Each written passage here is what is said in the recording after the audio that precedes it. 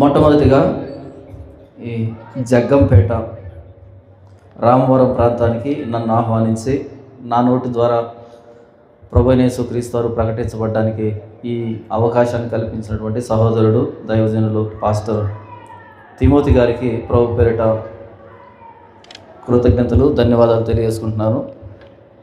అలాగే సహోదరుడు సల్మాన్ రాజు అన్నకి ప్రభు పేరిట శుభాలు తెలియజేస్తున్నాను. నాతో పాటు వేదిక మీద ఉన్నటువంటి దైవజనులందరికీ ప్రభు పేరిట శుభాలు తెలియజేస్తున్నాను. Thank you very much. అలాగే ఈ వాక్యాన్ని వినడానికి కూడి వచ్చిన మీ అందరికీ ప్రభు పేరిట శుభాలు తెలియజేస్తున్నాను. లూకాసు వార్త 4వ అధ్యాయము 14వ వచనం నుంచి 30వ వచనం వరకు ఉన్నటువంటి లేఖన భాగాన్ని ఈ రామవరం వేదికగా మనం ధ్యానిద్దాం. ఈరోజు జనవరి 26వ తారీఖు. ప్రత్యేకత ఏంటి? Republic day. ఇక్కడ కూడా ఒక రిపబ్లిక్ డే ఉంది. ప్రభువైన యేసుక్రీస్తు వారు ప్రకటించాడు. ఒకసారి దాన్ని మనం ధ్యానించే కంటే ముందుగా ఆ ప్రభువైన యేసుక్రీస్తు వారి ప్రకటన చుట్టూ అలుముకున్నటువంటి పరిస్థితులు ఏంటి అన్నది మనం ధ్యానిద్దాం. నాకు తెలిసి ఇక్కడ కూడుకున్నటువంటి మనం అందరంలో 99.9% మంది క్రైస్తవులే, చర్చికి వెళ్ళే వాళ్ళే. కాబట్టి లేఖనం మనకు సులభంగా అర్థమవుతుంది అని భావిస్తున్నాను. లూకాసు వార్త 4వ అధ్యాయము మొదటి వచనం నుంచి 13వ వచనం వరకు వ్రాయబడిన సందర్భం ఏంటి అంటే, ప్రభువైన యేసుక్రీస్తు వారు బాప్తిసం పొందిన తర్వాత ఆయన అరణ్యంలో శోధించబడినటువంటి విధానం, యేసు ప్రభు శోధన. అలా ఆయన 40 రోజులు శోధించబడిన తర్వాత ఆయన తాను పెరిగిన నజరేతుకు వచ్చాడు. బాప్తిసం పొంది శోధించబడి నజరేతుకు వచ్చాడు. ఆ నజరేతుకు వచ్చినప్పుడు సమాజ మందిరంలో ప్రభువైన యేసుక్రీస్తు వారు చేసిన మొట్టమొదటి ప్రసంగం. ఈ 14వ వచనం నుంచి 30వ వచనం వరకు మనం ఏం చదవబోతున్నాం అంటే, ప్రభువైన యేసుక్రీస్తు వారి మొట్టమొదటి ప్రసంగం. ఎలా ఉండి ఉంటుంది మొట్టమొదటి ప్రసంగం? ప్రభువైన యేసుక్రీస్తు వారు బాప్తిసం పొందాడు. వెంటనే పరిశుద్ధాత్మ దేవుడు పావురాకారంలో వచ్చి ఆయన మీద వ్రాలడం జరిగింది. అటు తర్వాత ఆయన అరణ్యంలోకి వెళ్ళాడు. 40 దినాలు శోధించబడ్డాడు. శోధనలో ఆయన గెలిచాడా, ఓడిపోయాడా? గెలిచాడు. 40 సంవత్సరాలు ఇశ్రాయేలీలు ఓడిపోయినటువంటి నేపథ్యంలో ప్రభువైన యేసుక్రీస్తు 40 దినాలు శోధనను జయించాడు. ఏదైనా తోటలో అపవాది చేతిలో ఆదాము హవ్వలు ఓడిపోయారు. అయితే ప్రభువైన యేసుక్రీస్తు వారు గెలిచాడు. శోధనలో గెలిచి తాను పుట్టిన నజరేతుకు వచ్చి, తాను పెరిగిన నజరేతుకు వచ్చి మొట్టమొదటి ప్రసంగాన్ని చేస్తున్నాడు ప్రభువైన యేసుక్రీస్తు వారు. ఆ ప్రసంగం ఎలా ఉండి ఉంటుంది? ఆ ప్రసంగం తర్వాత ప్రభువైన యేసుక్రీస్తు వారికి ఎంతటి ప్రశంసలు, ఎంతటి కీర్తి వచ్చి ఉంటుంది అనేది ఇప్పుడు మనం ఆలోచించుకోబోతున్నాం. 14వ వచనం, అప్పుడు యేసు ఆత్మబలముతో గలిలయకు తిరిగి వెళ్ళెను. ఆయనను గూర్చిన సమాచారము ఆ ప్రదేశమందంతటా వ్యాపించెను. ఆయన అందరి చేత ఘనత నుండి వారి సమాజ మందిరములలో బోధించుచూ వచ్చెను. యేసు ప్రభు మొట్టమొదటి ప్రసంగం రికార్డెడ్గా ఇక్కడే వ్రాయబడింది. కొండ మీద ప్రసంగం అంటారేమో, అది తర్వాత జరిగింది. కొండ మీద ప్రసంగం అనేది తర్వాత, మొట్టమొదటి ప్రసంగం ఇది రికార్డెడ్గా. యేసు ప్రభు ఎలా వచ్చాడంటే సమాజ మందిరంలోకి ఆత్మబలంతో వచ్చాడంట. ఏ ఆత్మ? పరిశుద్ధాత్మేనా? ఇందులో అనుమానం లేదు. ఎందుకంటే ఈ మాట మీద నిలవబడాలి మీరు. చివరికి వచ్చేటప్పుడు మరలా అడుగుతాను. యేసుప్రభు చేసిన ప్రసంగం అనేది ఎవరి సహాయంతో చేశాడంట? పరిశుద్ధాత్మ దేవుని సహాయంతో. ఓకే, మాట మీద నిలబడతారు కదా, మాట మార్చరు కదా. చివరి వచ్చేటప్పటికి మాట మారుస్తారేమో, జాగ్రత్త. ఇది పరిశుద్ధాత్మ దేవుడు చేయిస్తున్న ప్రసంగం యేసుప్రభు చేత. ఓకే, ఇప్పుడు కాదు, ఆమె చివరిలో చెప్తారు. కానీ 16వ వచనం, తరువాత ఆయన తాను పెరిగిన నజరేతునకు వచ్చెను. తన వాడుక చొప్పున విశ్రాంతి దినమందు సమాజ మందిరములోనికి వెళ్ళి చదువుటకై నిలుచుండగా ప్రవక్త అయిన యెషయా గ్రంథము ఆయన చేతికి ఇయ్యబడిను. ఆయన గ్రంథమును విప్పగా, ప్రభువు ఆత్మ నా మీద ఉన్నది, బీదలకు సువార్త ప్రకటించుటకై ఆయన నన్ను అభిషేకించను, చెరలో ఉన్న వారికి విడుదలను, గుడ్డి వారికి చూపును కలుగునని ప్రకటించుటకును, నలిగిన వారిని విడిపించుటకును, ప్రభువు హితవత్సరం ప్రకటించుటకును ఆయన నన్ను పంపి ఉన్నాడు అని వ్రాయబడిన చోటు ఆయనకు దొరికెను. ప్రభువైన యేసుక్రీస్తు వారు ఆ సమాజ మందిరకు వెళ్ళగానే ఆయనకి యెషయా గ్రంథాన్ని ఇచ్చారు. ఆ యెషయా గ్రంథాన్ని ఆయన తెరవగానే ఆ రోజు ఆయనకు వచ్చినటువంటి లేఖన భాగం ఏంటి అంటే, యెషయా గ్రంథము 61వ అధ్యాయం ఆయనకు తారసపడింది. ఏంటో చూద్దాం. మొదటి వచనం నుంచి, ప్రభువుకు యెహోవా ఆత్మ నా మీద వచ్చి ఉన్నది, దీనులకు సువర్తమానం ప్రకటించుటకు యెహోవా నన్ను అభిషేకించెను, నలిగిన హృదయం గల వారిని దృఢపరచుటకును, చెరలో ఉన్న వారికి విడుదలను, బంధింపబడిన వారికి విముక్తిని ప్రకటించుటకును, యెహోవా హితవత్సరమును మన దేవుని ప్రతిదండన దినమును ప్రకటించుటకును, దుఃఖాక్రాంతులందరినీ ఓదార్చుటకును, సియోనులో దుఃఖించు వారికి ఉల్లాస వస్త్రము ధరింపజేయుటకును, బూడిదకు ప్రతిగా పూదండను, దుఃఖమునకు ప్రతిగా ఆనంద తైలమును, భారభరితమైన ఆత్మకు ప్రతిగా స్తుతి వస్త్రమును వారికి ఇచ్చుటకును ఆయన నన్ను పంపి ఉన్నాడు. యెహోవా తన్ను మహింపరుచుకున్నట్లు నీతి అను మస్తకి వృక్షములనియు యెహోవా నాటిన చెట్లని వారికి పేరు పెట్టబడును. ఈ లేఖన భాగం ప్రభువైన యేసుక్రీస్తు వారి అధ్యయనంలోనికి, ఆయన ప్రకటనలోనికి వచ్చింది. మొదటి వచనం మీరు చూస్తే, ప్రభువుకు యెహోవా ఆత్మ నా మీదకి వచ్చింది. ప్రభువైన యేసుక్రీస్తు వారు తన సొంతంగా ఈ మాట చెప్పట్లే, దేవుని ఆత్మ ఆయన మీదకి వచ్చిందంట. అప్పుడు ఆ పరిశుద్ధాత్మ దేవుడు ప్రకటిస్తున్నాడు. ఇంతకీ ఆ ప్రకటన ఏంటి? ప్రభువు ఆత్మ నా మీద ఉన్నది, బీదలకు సువార్త ప్రకటించుటకై.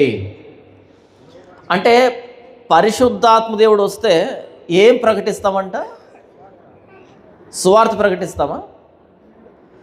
పరిశుద్ధాత్మ దేవుడు వచ్చాడు అనే దానికి గుర్తేంటి? ఏమనిపిస్తుంది నాకు? ఉదాహరణకి ఇప్పుడు నా మీద పరిశుద్ధాత్మ దేవుడు వచ్చాడు అనుకుందాం. వెంటనే నేను ఎలా రెస్పాండ్ అవుతాను? ఉన్నపలంగా వేదిక మీద కుప్పగూలిపోయి గట్టిగా చప్పట్లు కొట్టి ఈ చివరి నుంచి ఆ చివరికి దొర్లి, నేను ముందే చెప్పాను మాట మీద నిలవబడాలని. నా వైపు అదోలా చూస్తే నేను ఒప్పుకోను. ఎందుకని? నేను చెప్తున్నాను ఇక్కడ అలాగుందా? ఇక్కడ అలాగే ఉందా? ప్రభువు ఆత్మ వచ్చినప్పుడు ఏం చేస్తామంట? సువార్త ప్రకటించాలి అనిపిస్తుందంట. సువార్త అంటే ఏంటి? ఇంతకీ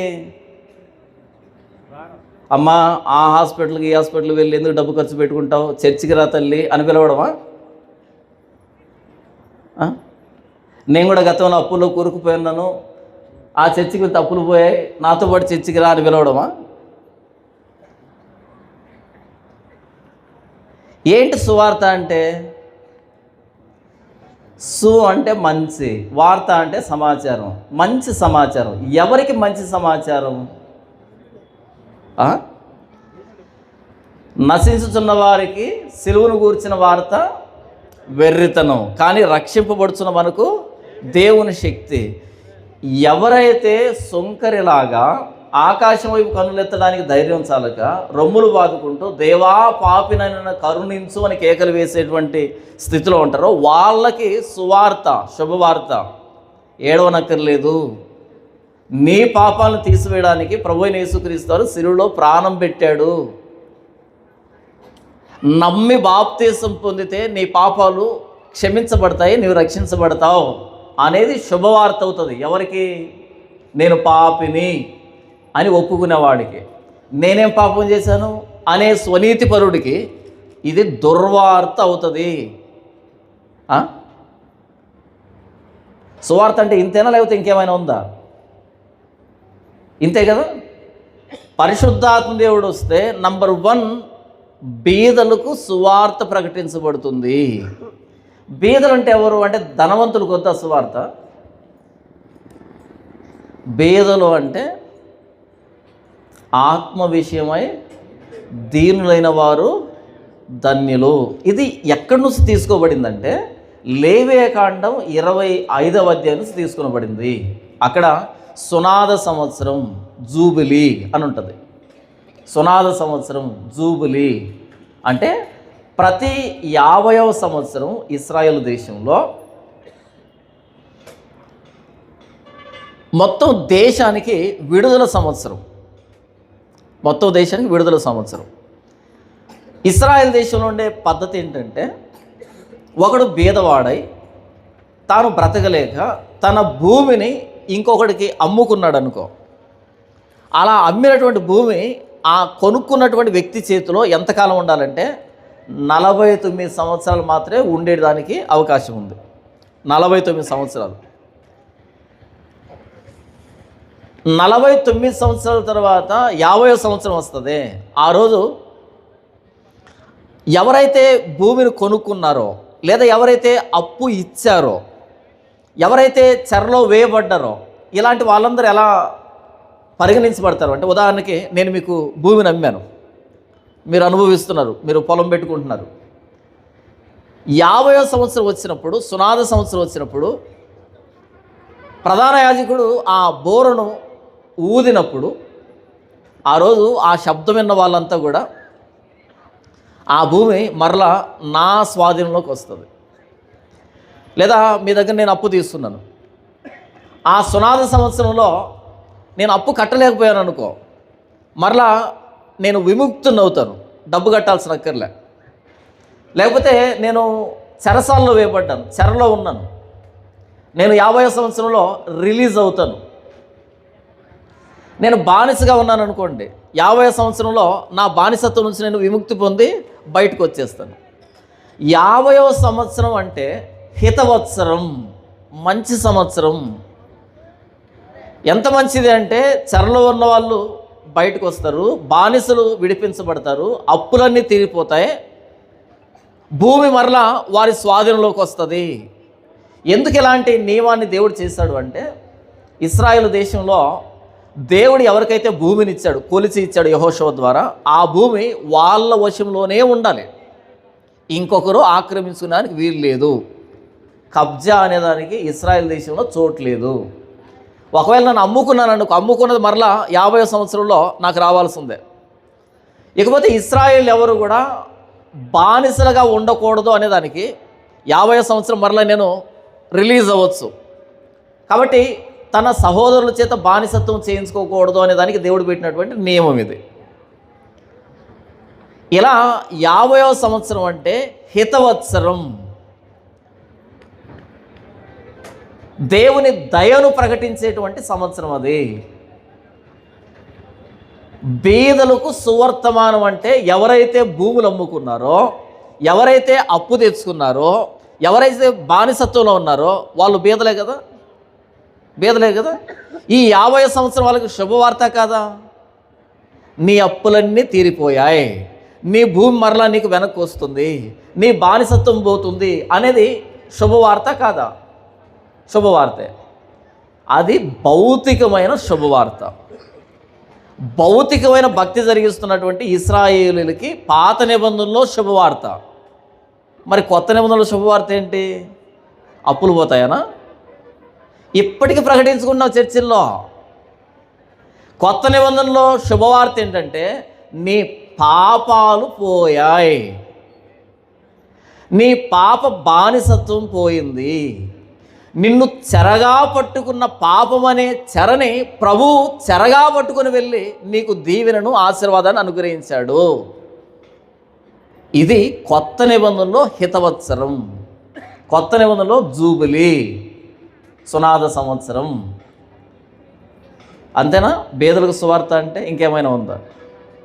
బేదలకు సువార్త అంటే అది లేవీకాండం 25వ అధ్యాయం నుంచి తీసుకుని రాబడినటువంటి సందర్భం. అది పరిశుద్ధాత్మ దేవుడు వస్తే ప్రభు అయిన యేసుక్రీస్తు వారు చేసిన మొట్టమొదటి స్టేట్మెంట్ ఏంటంటే, బీదలకు సువార్త ప్రకటించడానికి నేను ఈ భూమి మీదకి పంపబడ్డాను. ఏంటి ఆ శుభవార్త? నేను మీకోసం ప్రాణం పెట్టాను, సెలువులో రక్తం గార్చాను, మీరు నా ప్రాణత్యాగాన్ని అంగీకరిస్తే మీ పాపాలు క్షమించబడతాయి, మీరు రక్షించబడతారు అన్నది శుభవార్త పాపపు ప్రపంచానికి.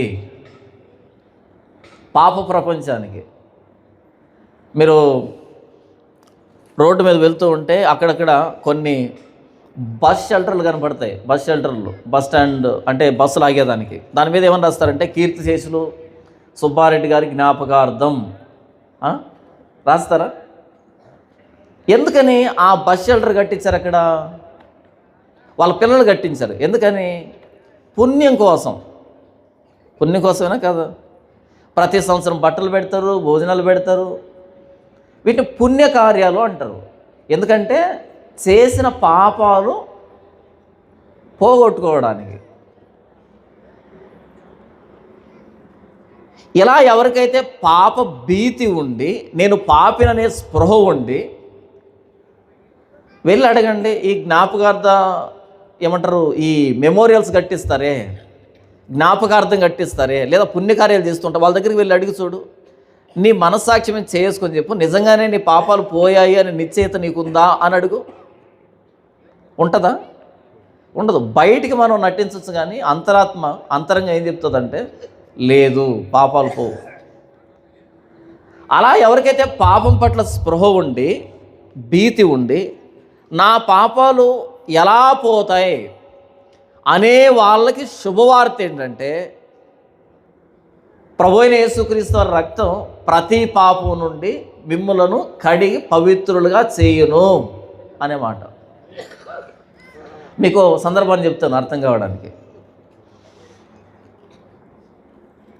సర్వమత సమ్మేళన సభలు చికాగోలో జరిగాయి, మనకు తెలుసు కదా. సర్వమత సమ్మేళన సభలు ఎవరు గుర్తొస్తారు మాట వినగానే కదా? ఎందుకు గుర్తొస్తాడు? ఆయన అక్కడికి వెళ్ళి ఒక ప్రసంగం చేశాడు, అందరూ చప్పట్లు కొట్టారు, అబ్బో అని అంటారు కదా. ఆ సర్వమత సమ్మేళన సభలో ఒకానొక సభలో, సర్వమత సమ్మేళన సభలో అంటే అన్ని మతాలకు సంబంధించినటువంటి ప్రతినిధులు వస్తారు, వాళ్ళ మతానికి సంబంధించి వాళ్ళు ప్రసంగం చేస్తారు. అలా ఒక్కో మతానికి సంబంధించిన ప్రతినిధులు వచ్చారు, ప్రసంగం చేశారు, వెళ్ళి కూర్చున్నారు. చివరిలో జోసెఫ్ కుక్, ఆయన పేరు జోసెఫ్ కుక్ అనేటువంటి క్రిస్టియన్ రిప్రజెంటేటివ్ వచ్చాడు వేదిక మీద. వచ్చి ఆయన ఒక కథ చెప్పాడు. ఆ కథ ఏంటంటే, షేక్స్పియర్ రాసినటువంటి లేడీ మెక్బెత్ అనేటువంటి కథ చెప్పాడు ఆయన వేదిక మీద. అది ప్లే రైట్ అంటారు దాన్ని, నాటకం లాంటిది. అప్పట్లో బాగా ఫేమస్ అది. ఆయన చెప్తున్న సందర్భంలో బాగా ఫేమస్ అనమాట. సింపుల్గా ఏంటంటే ఒక బ్లాక్ బస్టర్ సినిమా అనుకోండి అప్పట్లో. దాన్ని చెప్పాడు వేదిక మీద. ఏమని చెప్పాడు అంటే, మెక్బెత్ అనేటువంటి ఒక సైనికుడి భార్య లేడీ మెక్బెత్. ఈ సైనికుడు భార్య ఇద్దరు కలిసి రాజుగారికి ఏం చేశారు అంటే స్లో పాయిజనింగ్ ఇచ్చారు. రోజు విషాన్ని ఇచ్చి మొత్తానికి ఒక రోజు చంపేశారు రాజుగారిని. రాజుగారు చచ్చిపోయాడు. ఆయన చనిపోయిన వెంటనే ఈ లేడీ మెక్బెత్ చేతులకి రక్తం అంటుకుంది. అంటే సింబాలిక్గా చెప్తున్నాడు షేక్స్పియర్. ఏమంటుకుంది ఆయన చేతికి? రక్తం అంటుకుందంట. అది ఇంకెవరికి కనిపించట్లే, తనకే కనపడుతుంది. వెంటనే వెళ్ళి చేతులు అడుక్కుంది, పోవట్లే. డాక్టర్ దగ్గరికి వెళ్ళింది, ఏదో స్పిరిట్ వేసుకుంది, పోవట్లే. ఇక తిరగడం మొదలుపెట్టింది. ఎక్కడ పోతుంది? ఎందుకంటే అది పాపపు జ్ఞాపకం, పాప జ్ఞప్తి. నేనే చంపేశాను, నిరపరాధిని చంపేశాను అనేటువంటి ఆ రక్త దోషాన్ని షేక్స్పియర్ ఎలా చెప్తున్నాడు అంటే, తన చేతులకి రక్తం అంటుకుంది, రక్తం అంటుకున్న చేతులతో భోజనం చేయగలుగుతామా? భోజనం చేయలేకపోతుంది. నీళ్ళు తాగుతామా? తాగలేం. ఎవరినైనా ముట్టుకుంటామా? ముట్టుకోలేం. అలా పడుకుని ఉంటుందంట. ఒక్కసారి ఉలిక్కిపడి లేస్తాను నిద్రలో, చూస్తే చేతులు రక్తం అంటుకో ఉంది, పరిగెత్తుకుంటూ వెళ్ళి చేయగడుకుంటుంది. ఇలా భోజనం చేయలా, నీళ్లు తాగలే, రోజు రోజుకి కృషించిపోతుంది. ఎందుకు కృషించిపోతుంది? పాప జ్ఞప్తి, రక్త దోషం. ఎలా పోతుంది రక్తం, ఎలా పోతుంది రక్తం, ఎలా పోతుంది రక్తం అంటే ఈ పాపం ఎలా పోతుంది అని పుణ్యక్షేత్రాలు తిరగడం ప్రారంభించింది, గురువుల దగ్గరికి వెళ్ళింది, ఫిలాసఫర్స్ దగ్గరికి వెళ్ళింది, గ్రంథాలు చదవడం ప్రారంభించింది. ఏంటేంటో చేస్తుంది, ఎలా పోతుంది ఇది అని. అలా లేడీ మెక్బెత్ చచ్చిపోయే స్థితికి వచ్చింది. తినలేదు కదా, పిచ్చి పట్టింది, ఎవరు కనిపించట్లా, తనకే కనపడుతుంది. ఇంతవరకు చెప్పి ఆయన ఒక మాట అడిగాడు, ఇంతవరకు మీ మతాల గురించి గొప్పగా మాట్లాడారు కదా, మీ ఏ మతములోనైనా లేడీ మెక్బెత్ చేతికి అంటుకున్న రక్తాన్ని కడిగేటువంటి ఔషధం కానీ పరిష్కారం కానీ ఉందా? చెప్పండి, ఎక్కడుంది? ఏ మతంలో, ఏ ధర్మంలో పాపాన్ని కడిగేటువంటి పరిష్కారం ఉంది?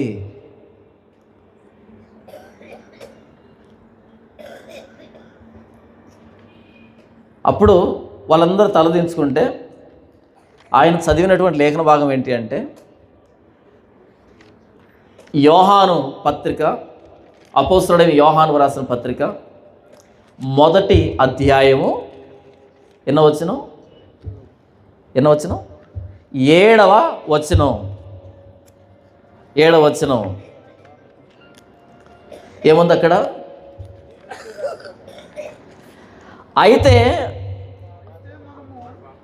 అయితే ఆయన వెలుగులో ఉన్న ప్రకారము మనమును వెలుగులో నడిచిన ఎడల మనము అన్యోన్య సహవాసము గలవారమై ఉందుము. అప్పుడు ఆయన కుమారుడైన యేసు రక్తము ప్రతి పాపము నుండి మనలను పవిత్రులనుగా చేయును. యేసు రక్తము ప్రతి పాపం నుంచి మనలను పవిత్రులనుగా చేయును. ఇది ఆయన చదివినిపించినటువంటి లేఖన భాగం. ఇంకెక్కడ ఏ మాట మీకు కనిపించదు, ఇంకెక్కడ కనిపించదు. కనిపించినా ఇన్వాలిడ్ అవుతుంది. ఒకవేళ రాసుకున్నారనుకో, అరే ఎంత గట్టిగా మాట్లాడుతున్నాడు, మనం రాసుకున్నారనుకో, ఇన్వాలిడ్ అవుతుంది. ఎవరి రక్తాన్ని చూపెడతావు? ఆ రక్తం చిందించినోడు పరిశుద్ధుడై ఉండాలి కదా. నిర్దోషమైన బలిపశువుని తీసుకుని రావాలి బలిపీఠం మీదకి కదా. మరి నిర్దోషి, నిష్కల్మషుడు, పాపుల్లో చేరగా ప్రత్యేకంగా ఉన్నవాడైనా ఆ దేవుని కుమారుడైన ప్రభువైన యేసుక్రీస్తు రక్తం ప్రతి పాపం నుంచి మనల్ని కడిగి పవిత్రులుగా చేస్తూనే రొమ్ము విరుచుకొని చెప్పొచ్చు నేను ఇక్కడి నుంచి. మనం ఇంకెవరైనా చెప్పగలరా? దీనిని సువార్త అంటారు. ఇక్కడ మాత్రమే పాపికి ధైర్యం వస్తుంది. ప్రభువైన యేసుక్రీస్తు సిలువ దగ్గరికి వస్తే ఆయన నా కోసం సిలువలో ప్రాణం పెట్టాడు అని వెక్కి ఏడవచ్చు, క్షమాపణ వేడవచ్చు, పశ్చాత్తాపడవచ్చు. యేసుప్రభు సీమోను ఎంట భోజనానికి కూర్చుంటే పాపాత్మురాలైన స్త్రీ ఒకతే పరిగెత్తుకుంటూ వచ్చింది. ఇంగ్లీష్ బైబిల్లో ఏముంటుందంటే ది టౌన్ హ్యార్లెట్ అని ఉంటుంది. ఆ టౌన్ అంతటికి ఆవిడే వేశ్య అంట, వ్యభిచారం చేస్తుంది. పరిగెత్తుకుంటూ వచ్చింది, యేసుప్రభు పాదాల మీద పడింది, ఏడుస్తుంది. ఏం మాట్లాడలే, ఏడుస్తుంది. తన కన్నీళ్లతో ఆయన పాదాలు తడుపుతూ ఉంది. నా ప్రశ్న ఏంటంటే, యేసుప్రభు వయసు ఎంతప్పటికీ? 30 నుంచి 33 మధ్యలో ఉన్నాడు. వయసులో ఉన్నాడు, ముసలుడు అయ్యాడా? వయసులో ఉన్నాడు కదా. సాధారణంగా వేశ్య వృత్తి చేసే వాళ్ళ చూపు కానీ, వాళ్ళ మాట కానీ, వాళ్ళ బాడీ లాంగ్వేజ్ కానీ చాలా డిఫరెంట్గా ఉంటాయి. వాడు ఎంత మంచోడైనా సరే వెటకారంగానే మాట్లాడతారు, గౌరవంగా ఏం మాట్లాడరు కదా. మరి ఆవిడికి యేసుప్రభు పాదాల దగ్గరకు వచ్చి ఏడవాలని ఎందుకు అనిపించింది? ఆవిడికి ఏడవాలనిపించింది.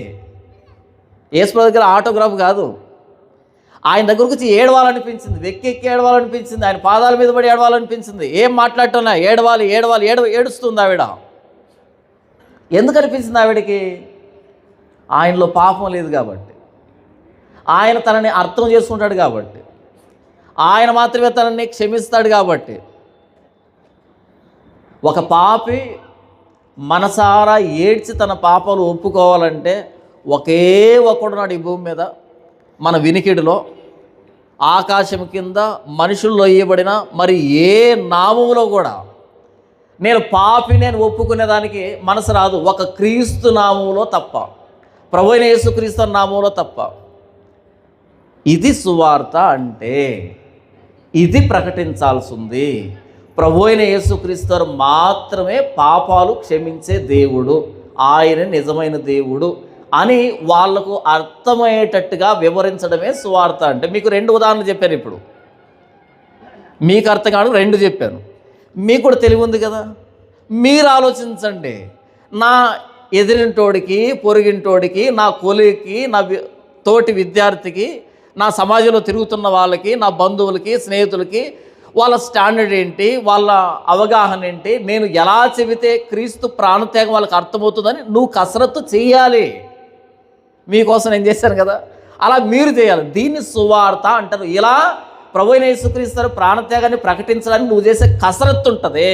ఆ ప్రాసెస్ నడిపించేది ఎవరంటే, ఎవరు? పరిశుద్ధాత్మ దేవుడు. ఇప్పుడు చెప్పండి, నా లోపల ఎవరున్నారు? విమర్శించే ఆత్మ కదా,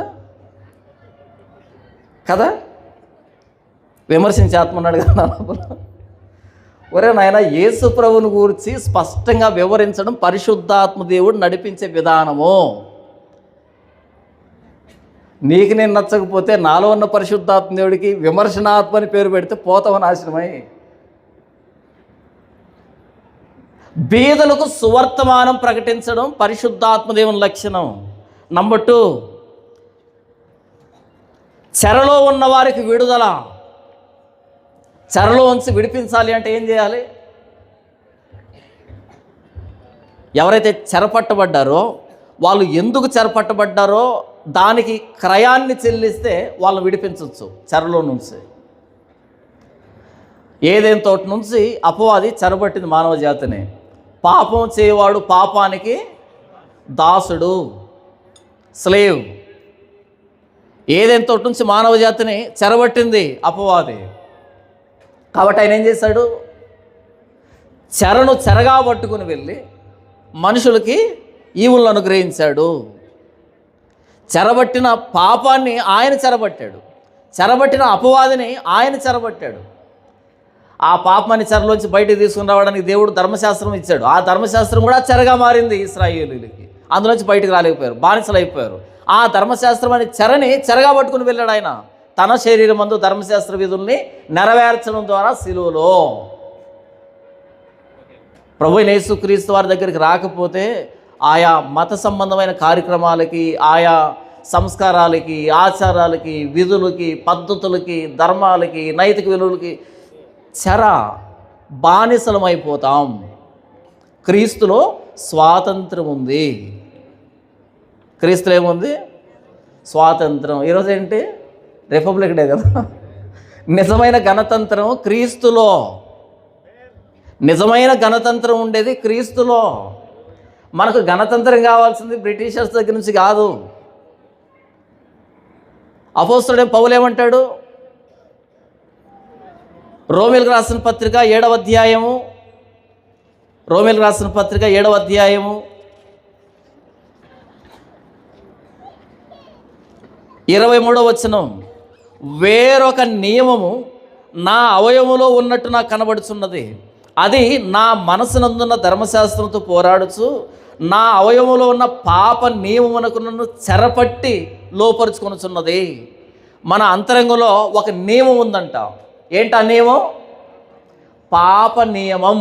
ఏంటి ఆ పాప నియమం అంటే? నియమం అంటే లా. చదువుకున్న వాళ్ళు తెలుసుంటుంది నియమం అనేది. మీకు అర్థం కావడానికి చెప్తాను.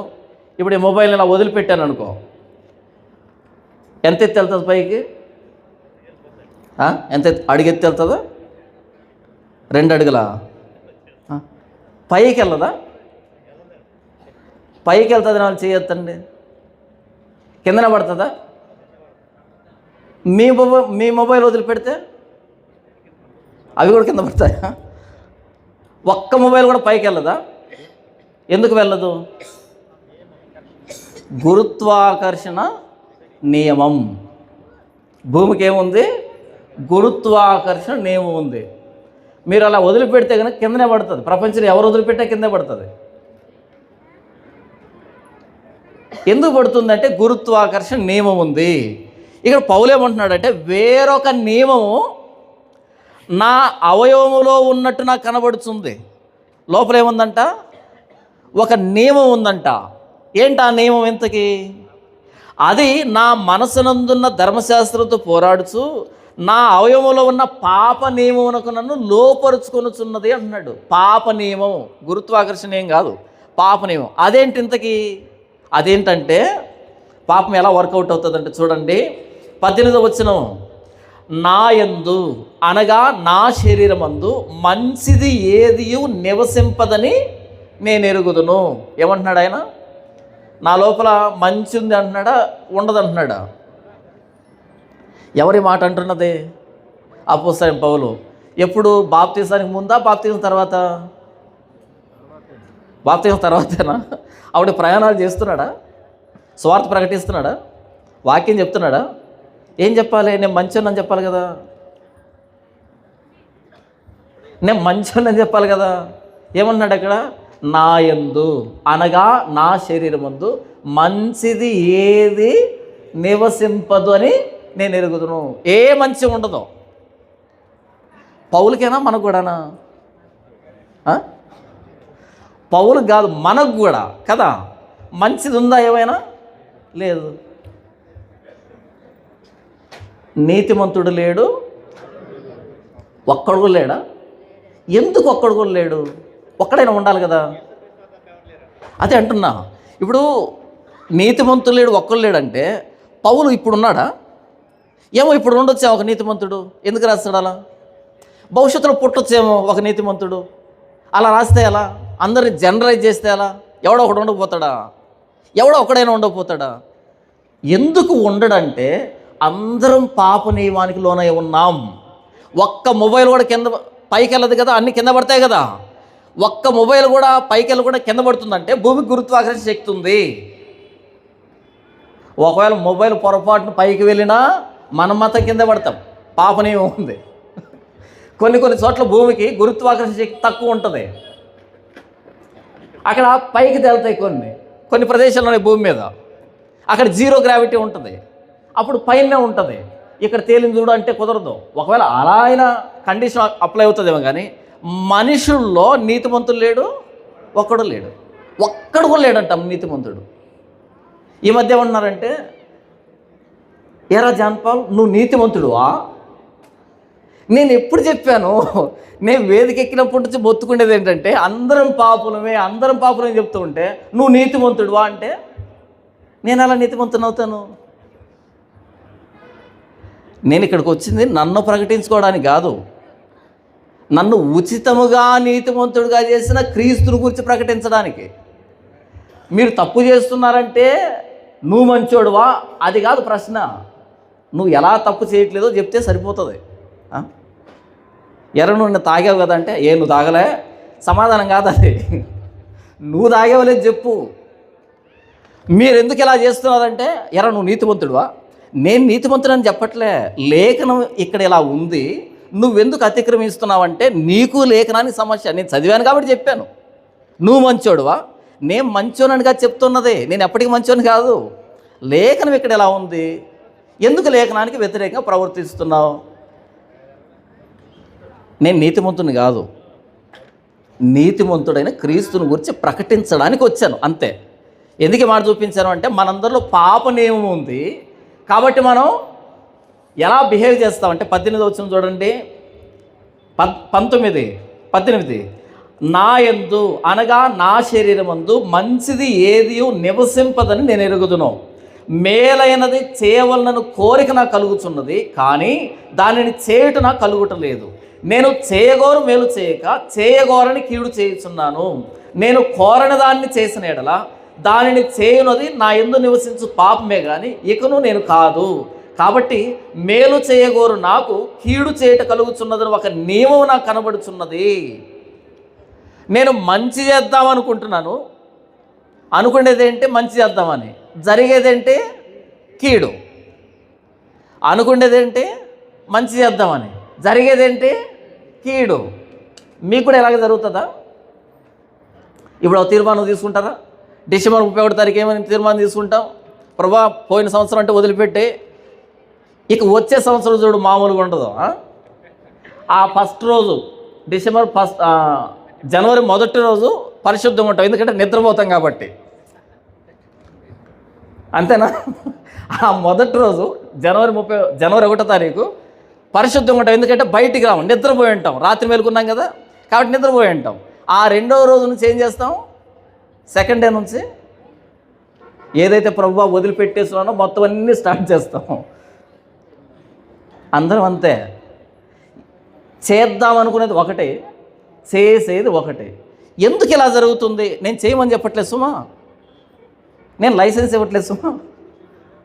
చేద్దాం అనుకునేది ఒకటి, రియాలిటీలో జరిగేది ఇంకొకటి. పౌలేనా మనం కూడానా? అందరమా? అందరం, ఏ భేదము లేదు. అందరము దేవుడు అనుగ్రహించే మహిమను పాపము చేసి దేవుడు అనుగ్రహించే మహిమను పొందలేకపోతున్నాం. పాపము చేసి అంటే పాస్ట్ టెన్సా, ఫ్యూచర్ టెన్సా, ప్రజెంట్ టెన్సా? పాపము చేసి అనేది భూతకాలమా, వర్తమాన కాలమా, భవిష్యత్ కాలమా? భూతకాలం కదా. భవిష్యత్తులో పుట్టే వాళ్ళు ఉంటారు కదా, వాళ్ళకి ఫ్యూచర్ టెన్స్ వాడాలి కదా చేస్తారని. చేసి అంటాడేంటి?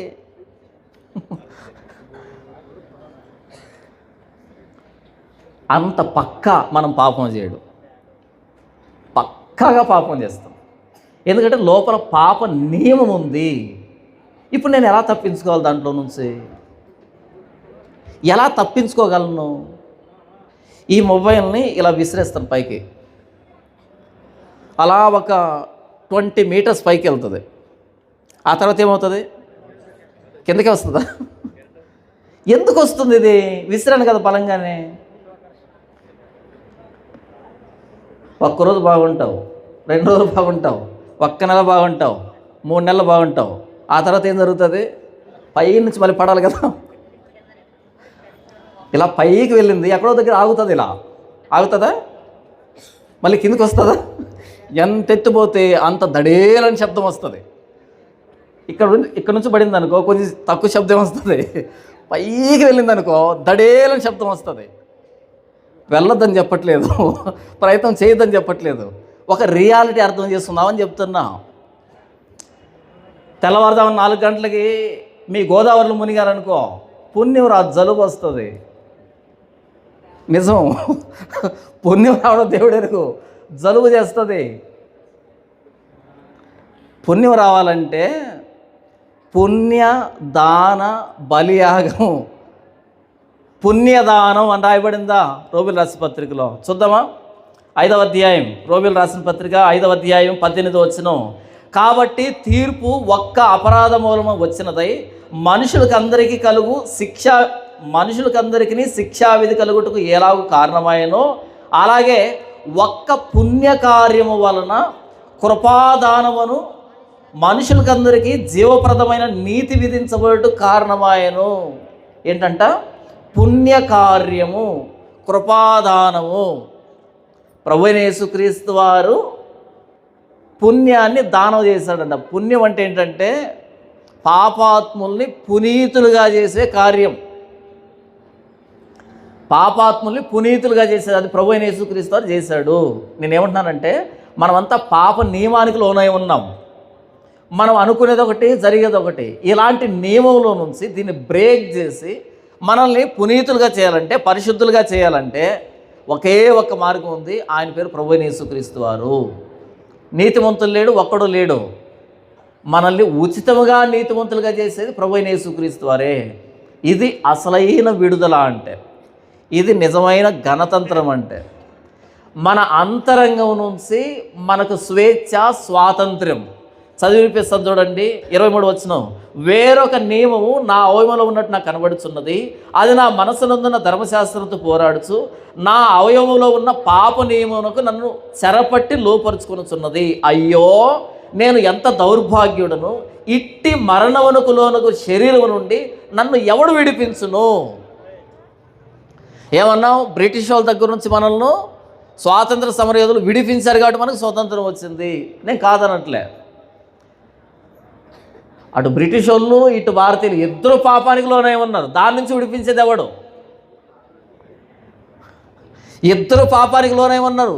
దాని నుంచి విడిపించేది ఎవడు? అయ్యో, నేను ఎంత దౌర్భాగ్యుడును! ఇట్టి మరణానికి లోనకు శరీరం నుండి నన్ను ఎవడు విడిపిస్తాడు అనే ప్రశ్న వేసి 25వ వచనం, మన ప్రభువైన యేసుక్రీస్తు ద్వారా దేవునికి కృతజ్ఞతాస్తుతులు చెల్లించుచున్నాను. కాగా మనసు విషయంలో నేను దైవ నియమం అనుకును, శరీర విషయంలో పాప నియమం అనుకును దాసున్నై ఉన్నాను. ప్రభువైన యేసుక్రీస్తు వారిలో స్వాతంత్రం, గణతంత్రం. క్రీస్తు లేకపోతే అదే పాపానికి బానిసత్వం. పాపం ఏదైతే చెబుతుందో దాన్ని చేయాల్సిందంతే. పాపం చే ప్రతివాడు పాపానికి దాసుడు. అపవాదికి సాగిలు పడాల్సిందే, వాడు మన మీద ప్రభుత్వం చేయాల్సిందే. ఎప్పుడైతే ప్రభువైన యేసుక్రీస్తును సొంత రక్షకుడు అంగీకరిస్తామో ఆ పాప నియమం నుంచి బయటకు వస్తాం, అపవాది బంధకాల నుంచి బయటకు వస్తాం. ఇది కదా స్వాతంత్రం అంటే, ఇది కదా గణతంత్రం అంటే. అది ప్రభువైన యేసుక్రీస్తు ప్రకటిస్తున్నది. లూకా సువార్త 4వ అధ్యాయము 18 చూడండి. ప్రభు ఆత్మ నా మీద ఉన్నది, బేదలకు సువార్త ప్రకటించుటకై ఆయన నన్ను అభిషేకించెను. అభిషేకం అంటే ఏంటి? ఇంతకీ చాలా విరివిగా ఉపయోగిస్తుంటారు మీ కోస్తా సైడ్ అభిషేకం అనేది. అదేంటో తెలియదు. ఏంటి ఎందుకు అభిషేకం అంటే? అభిషేకాన్ని 500కి అమ్ముకునే వాళ్ళు కూడా ఉన్నారు ఇటువైపు. ఉన్నారా? 500 ఇస్తే అభిషేకం ఇస్తాడంట. అభిషేకం అంటే పారాచూట్ కొబ్బరి నూనె డబ్బా తీసుకొని నెత్తి మీద చల్లడం కాదు. అభిషేకం అంటే 10 రూపాయలు పారాచూట్ కొబ్బరి నూనె డబ్బా తీసుకొని 2 చుక్కలు నెత్తి మీద పెట్టి ప్రార్థన చేయడం కాదు అభిషేకం అంటే. ప్రత్యేకపరచడం. అనాయింట్ అంటే టు సపరేట్, ప్రత్యేకపరచడం. ఒక పని కోసం ప్రత్యేకపరిచేదాన్ని అనాయింటింగ్ అంటారు. అది పాత నిబంధనలో 3 జరిగింది. ఎవరికి? నంబర్ 1 రాజుకి. ఈ వ్యక్తి రాజు, ప్రజలను పరిపాలించే రాజుని ప్రవక్తలు అభిషేకించేవాళ్ళు. ఎందుకంటే నువ్వు పరిపాలకుడివి, పరిపాలించేదానికి ప్రత్యేకించబడ్డావు అనేదానికి అభిషేకం. నంబర్ 1. నంబర్ 2 ప్రవక్తల్ని. ఒక ప్రవక్త ఇంకో ప్రవక్తని, నువ్వు ప్రవక్తవి, ఇక మీదటి నుంచి నువ్వు దేవుని మాటలు చెప్పాలి, దేవుని గురించి పలకాలి, ఇదే నీ పని అనేదానికి ప్రవక్తల్ని అభిషేకించారు. నంబర్ 3 ప్రధాన యాజకుడిని. నీవు మనుషులకి దేవునికి మధ్యవర్తివి. నీవు ప్రత్యక్ష గుడారంలోనూ దేవాలయంలోనూ సేవ చేయాలి. ఈ జీవన సంబంధమైన పని బాటలో నువ్వు బయటికి వెళ్ళకూడదు అనేదానికి ప్రధాన యాజకుని అభిషేకించారు. నాకు తెలియక అడుగుతాను, పారాచూట్ కొబ్బరి నూనె డబ్బాతో నువ్వు ఎవరిని అభిషేకిస్తున్నావు? ఏ పనికి అభిషేకిస్తున్నావు? ఇంతకీ ఏంటో బైబిల్లో పదం దొరికింది అభిషేకం అని, బోర్డు వేసేద్దాం. తైలాభిషేక పండగలు. అదొక పండగ. ఎవరు చెప్పారు నీకు? ఇంతకీ ఎవరో చెప్పేది ఏంటండి? ఎవరో చెప్తే వింటామా? యేసు చెప్పినా వినం మనం. ఇక్కడ వింటామా? అలా కాదు. అభిషేకం అంటే ఒక పనికి ప్రత్యేకించడం. అది పాత నిబంధనలో 3 జరిగింది. ఇక్కడ యేసు ప్రభు ఏమంటున్నాడు? బీదలకు సువార్త ప్రకటించుటకై ఆయన నన్ను అభిషేకించెను. దేనికి అభిషేకించాడంట? సువార్త ప్రకటించడానికి. అంటే యేసు తల మీద ఎవరైనా నూనె పోసారా? నూనె పోయలే. పరిశుద్ధాత్మ దేవుడు వచ్చాడు కదా. అభిషేకం దేనికి? సువార్త ప్రకటించడానికి.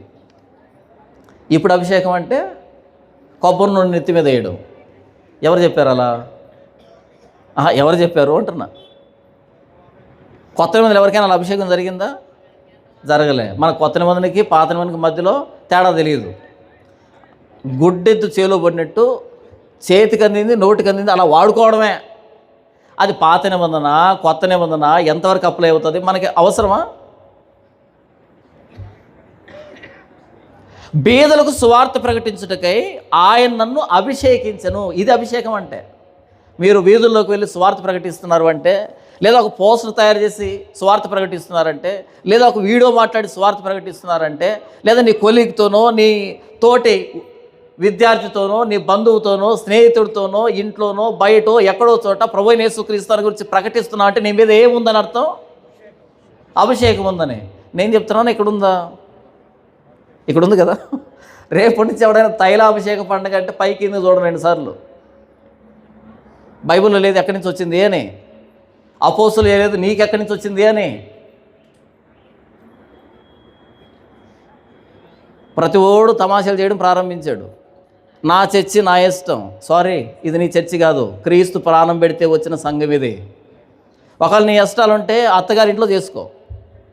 ఒకవేళ నీకు ఏదైనా ఇష్టం అయితే అత్తగారింట్లో చేసుకోవాలి, ముచ్చట పడతారు. అంతేగాని ప్రభువైన యేసుక్రీస్తు ప్రాణం పెడితే వచ్చిన సంఘం ఇది. దీన్ని పరిపాలించాల్సింది నువ్వు కాదు, లేఖనం. లేఖనం పరిపాలించాలి సంఘాన్ని, నువ్వు కాదు. నేను ₹1,00,00,000 పెట్టి చర్చి కట్టానంటే నీ ఇష్టమా? ఎందుకంటే మధ్య అడుగుతున్నారు అనమాట, నీకేంటి నొప్పి అని. ఇంక నాకు కాకపోతే ఇంకెవడికి? భలే ఉంది. బైబిల్ చదివిన వాడికి నొప్పి వస్తుంది. బైబిల్ వ్యతిరేకమైన పద్ధతులు చూస్తే ఆయాసం అనిపిస్తుంది. ఆయన పరిచర్యతో నీకేం పని? అందరికీ ఒకే పరిచర్య. అది లేఖనంలో రాయబడింది. లేఖనానికి మీరు ప్రవర్తిస్తే అది పరిచర్య కాదు. ఇష్టం వచ్చిన పండుగలు, ఇష్టం వచ్చిన పద్ధతులు, ఇష్టం వచ్చిన ఆచారాలు ఎవడో నువ్వు పెట్టడానికి నీకున్న అధికారం ఏంటి? సంఘం కోసం ప్రాణం పెట్టావా?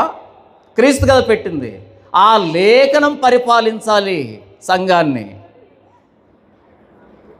నీకేంటంటే నేను బైబిల్ చదివాను, బైబిల్ ఎలా ఉంది, నువ్వు చేస్తున్నది లేఖనానికి సరిపోవట్లే, నేను అడుగుతున్నాను.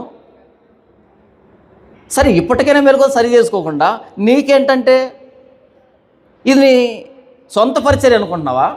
బిల్డింగ్ కట్టేవేమో అది నీ డబ్బేమో, నేను ఒప్పుకుంటా. కానీ బిల్డింగ్ లోపల బోధ బైబిల్ ప్రకారమే జరగాలి. బైబిల్కు మీరు ప్రవర్తిస్తే ప్రతి ఒక్కడు అడగొచ్చు. నేనే కాదు, అందరూ అడగొచ్చు. అందరి బాధ్యత ఇది. ఇది మన ప్రభువైన యేసుక్రీస్తు ప్రాణం పెడితే వచ్చిన సంఘం ఇది. క్రీస్తును ప్రేమిస్తున్నావు అంటే అడగాలి. అడగొద్దా? అభిషేకం అనే పదాన్ని ఎవడైనా వాడితే అడగండి, అయ్యా నువ్వు ఇస్తున్న అభిషేకం ఎక్కడుంది స్వామి బైబిల్లో అని ప్రశ్నించండి. ఎవడైనా సువార్త ప్రకటిస్తున్నా అంటే క్రీస్తుని గురించి వాడి మీద అభిషేకం ఉంది అని లేఖనం చెప్తుంది. వాడు ప్రత్యేకించబడ్డాడు అని బైబిల్ చెప్తూ ఉంది. వాడి పనులు పక్కన పెట్టుకొని, వాడి క్షేమాన్ని పక్కన పెట్టి, అనుకూలతను పక్కన పెట్టి ప్రయాసపడి వెళ్ళి ఒక వ్యక్తికి సువార్త ప్రకటిస్తున్నా అంటే ప్రత్యేకించాడు దేవుడు ఆ వ్యక్తిని అని అర్థం. బీదలకు సువార్త ప్రకటించుటకై ఆయన నన్ను అభిషేకించను, చెరలో ఉన్న వారికి విడుదలను, గుడ్డి వారికి చూపును కలుగునని ప్రకటించుటకు. గుడ్డి వారికి చూపు, పాప అంధకారంలో పడిపోయినటువంటి మనిషికి జీవపు వెలుగైన ప్రభువైన యేసుక్రీస్తుని చూపించడం, అది పరిశుద్ధాత్మ దేవుని కార్యం. నలిగిన వారిని విడిపించుటకు ప్రభువు హితవత్సరం. ఎవరైతే నలిగిపోతుంటారో పాప బంధకాల్లో వారిని విడిపించాలి అంటే ప్రభువైన యేసుక్రీస్తుని పరిచయం చేయండి. ప్రభువైన యేసుక్రీస్తు సమాజ మందిరంలోకి వెళ్ళినప్పుడు 18 సంవత్సరాల నుంచి నడుము వంగిపోయినటువంటి స్త్రీ ఉంది అక్కడ. ఎందుకు వంగిపోయిందంట? ఆవిడికి నడుము సాతాను బంధించిందంట. సాతాను బంధించిన ఈ కట్లలో నుంచి ఆవిడని విడిపించుద్దా అంటాడు యేసు ప్రభు. ఎవరైతే బంధించబడి ఉంటారో వెళ్ళి ప్రకటించడు క్రీస్తుని గురించి, ఆయన విడిపిస్తాడు బంధకాల నుంచి. ప్రభు హితవత్సరం. ఎవరైనా సరే ప్రభువైన యేసుక్రీస్తు ప్రాణత్యాగాన్ని అంగీకరిస్తే వాళ్ళు చెరలోంచి విడిపించబడతారు, పాపంలోంచి బయటకు వస్తారు. ఇది హితవత్సరం, శుభవార్త, బీదలకు శుభవార్త. ఈ సందర్భాన్ని అని వ్రాయబడిన చోటు ఆయనకు దొరికెను. అది దొరకగానే దాన్ని ఆయన చదివి వినిపించి ఆయన గ్రంథము చుట్టి పరిచారకునికి వచ్చి కూర్చుండును. సమాజ మందిరంలో ఉన్న వారందరూ ఆయనను తేరి చూడగా ఆయన వివరించాల, దాన్ని ఎక్స్ప్లెయిన్ చేయాల, దాన్ని చదివాడు, చుట్టాడు, వాళ్ళకి ఇచ్చాడు, కూర్చున్నాడు. అందరూ ఆయన వైపు చూస్తున్నారు. ఏం చెప్తాడు ఆయన, ఏం బోధిస్తాడు ఆయన, ఏమి వ్యాఖ్యానిస్తాడని చూస్తూ ఉంటే ఆయన ఒక మాట అన్నాడు చూడండి. నేడు మీ వినికిడిలో ఈ లేఖనం నెరవేరినదని వారితో చెప్పసాగాను. ఇప్పుడు నేను చదివినటువంటి ఈ మాటలు నెరవేరాయి, ఫుల్ఫిల్ అయ్యాయి. 700 సంవత్సరాల క్రితం ప్రవక్త యెషయా రాసిన మాటలు ఈరోజు నెరవేరాయి. ఇవి నా గురించే, నన్ను గురించే. నేనే ఆ హితవత్సరాన్ని, నేనే మీకు విడుదల ఇచ్చేది, నేనే మెస్సియాని, నేనే లోకరక్షకుణ్ణి. యెషయా వ్రాసింది నా గూర్చే. ఇది నెరవేరాయి. ఎప్పుడు నెరవేరాయి? ఇదిగో నేనే నెరవేర్పు. ప్రవక్తలు వ్రాసిన ప్రవచనాల నెరవేర్పు నేనే, నెరవేరే అని చెప్పాడు యేసు ప్రభు. మనం బైబిల్ చదువుతున్నప్పుడు ఏది ప్రవచనం, ఏది నెరవేర్పు అనే స్పష్టత ఉండాలి. ఏది ప్రవచనం, ఏది నెరవేర్పు, ఎంతవరకు అన్వయించబడుతుంది అనేది తెలియాలి మనకి. ఇవి తెలియకుండా బైబిల్ చదివితే చాలా ప్రమాదం.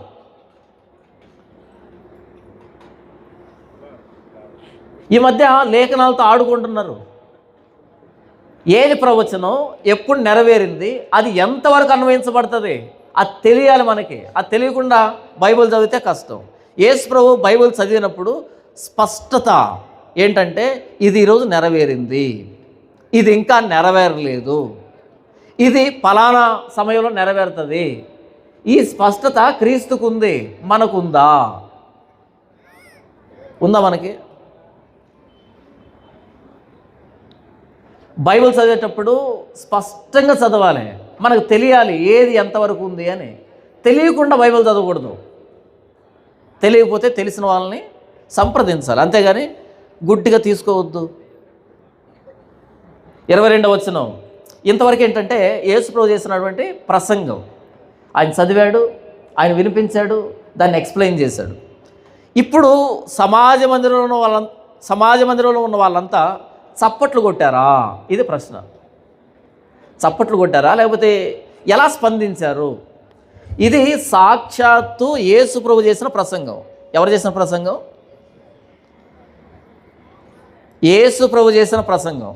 ఈరోజు మీరు టీవీ ఆన్ చేసి చూశారనుకోండి, టీవీ ప్రసంగికులు ఉంటారా, ప్రతి 2 నిమిషాలకు ఒకసారి చప్పట్లు కొడుతూ ఉంటారు. ప్రతి 2 నిమిషాలకు ఒకసారి చప్పట్లు కొడుతుంటారు. మరి ఏమి వాళ్ళకి అర్థమైందో, వీడేం బోధించాడో నాకు ఇప్పటికీ ఆశ్చర్యమే. ఇంకో విషయం చెప్పంటారా, వాళ్ళు చప్పట్లు కొట్టరు. అప్పుడేమంటాడు తెలుసా?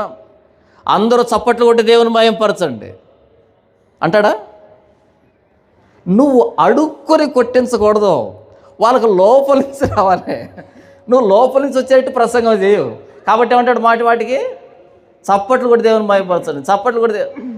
ఎవరు చెప్పారు ఇది? బైబిల్లో చెప్పాడా? మీరు చప్పట్లు కొడితే నాకు మహిమ వస్తుంది, దేవుడు చెప్పాడా?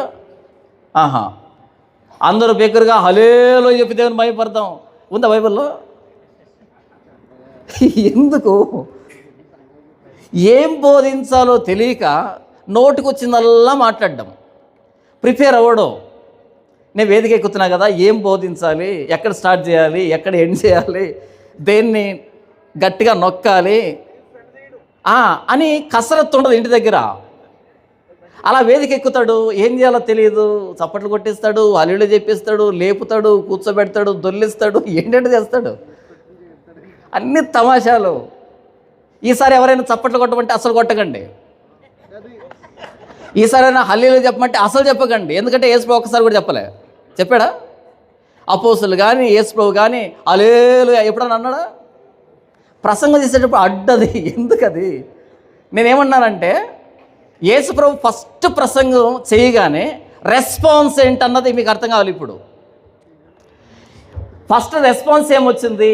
సాక్షాత్తు యేసు ప్రభు చేసిన ప్రసంగం గురించి మాట్లాడుతున్నాను నేను. అద్భుతం, మహా అద్భుతం అని చప్పట్లు కొట్టాలి, ఈలలు వేయాలి, కేకలు వేయాలి కదా. ఏం జరిగిందో చూద్దాం. 22వ వచనం, అప్పుడు అందరూ ఆయనను గూర్చి సాక్ష్యం ఇచ్చుచు ఆయన నోట నుండి వచ్చిన దయగల మాటలకు ఆశ్చర్యపడి నోట్లో నుంచి వచ్చిన మాటలేంటి? దయగలిగిన మాటలంట. ఎందుకు? హితవత్సరం కదా, సునాద సంవత్సరం కదా, జూబిలీ కదా. కాబట్టి దయగలిగిన మాటలకి ఆశ్చర్యపోయారు. అబ్బా, నెరవేరిందా నెరవేరిందా నెరవేరిందని ఆశ్చర్యపోయారు. ఎందుకంటే వాళ్ళు యూదులు కాబట్టి హితవత్సరం అంటే ఏంటో తెలుసు వాళ్ళకి. నెరవేరిందన్నమాట అని ఆశ్చర్యపోయారు. అంత తాగారా? వెంటనే ఆయన ఒకలాగా చూశారు. చూడండి, ఆయన నోటి నుండి వచ్చిన దయగల మాటలకు ఆశ్చర్యపడి, ఈయన యోసేపు కుమారుడు కాడా అని చెప్పుకొని చూడగా, మళ్ళీ ఆయన్ని యాక్సెప్ట్ చేయడానికి ఇబ్బంది అయిపోయింది. ఈయన యోసేపు కొడుకు కదా, యెషయా రాసింది ఈయన గురించి అంటే కొంచెం నమ్మశక్యంగా లేదు. ఆయన వడ్రంగి కదా, మనకు తెలుసు కదా, ఏంటి ఈయన గురించి రాశారా? లేదు, ఐడెంటిటీ క్రైసిస్ అంటారు దీన్ని. ఒప్పుకోలేము. ఎందుకని? యేసు ప్రభు 1000 సంఘాలు కట్టలే, ఎట్ట నమ్ముతారు ఆయన్ని? అంతేనా? చెప్పుతున్న మాట నిజమా కాదా పక్కన పెట్టి, నువ్వు ఎంతసేపు ప్రార్థన చేస్తావు చెప్పు, నువ్వు ఎన్ని సంఘాలు కట్టావు చెప్పు, ఎంతమంది బాప్తీసావు చెప్పు, ఎంతమంది రక్షించావు చెప్పు. ఇదా ప్రామాణికత? చెబుతున్నది అవునా కాదా అంతే. అలా కాదంట.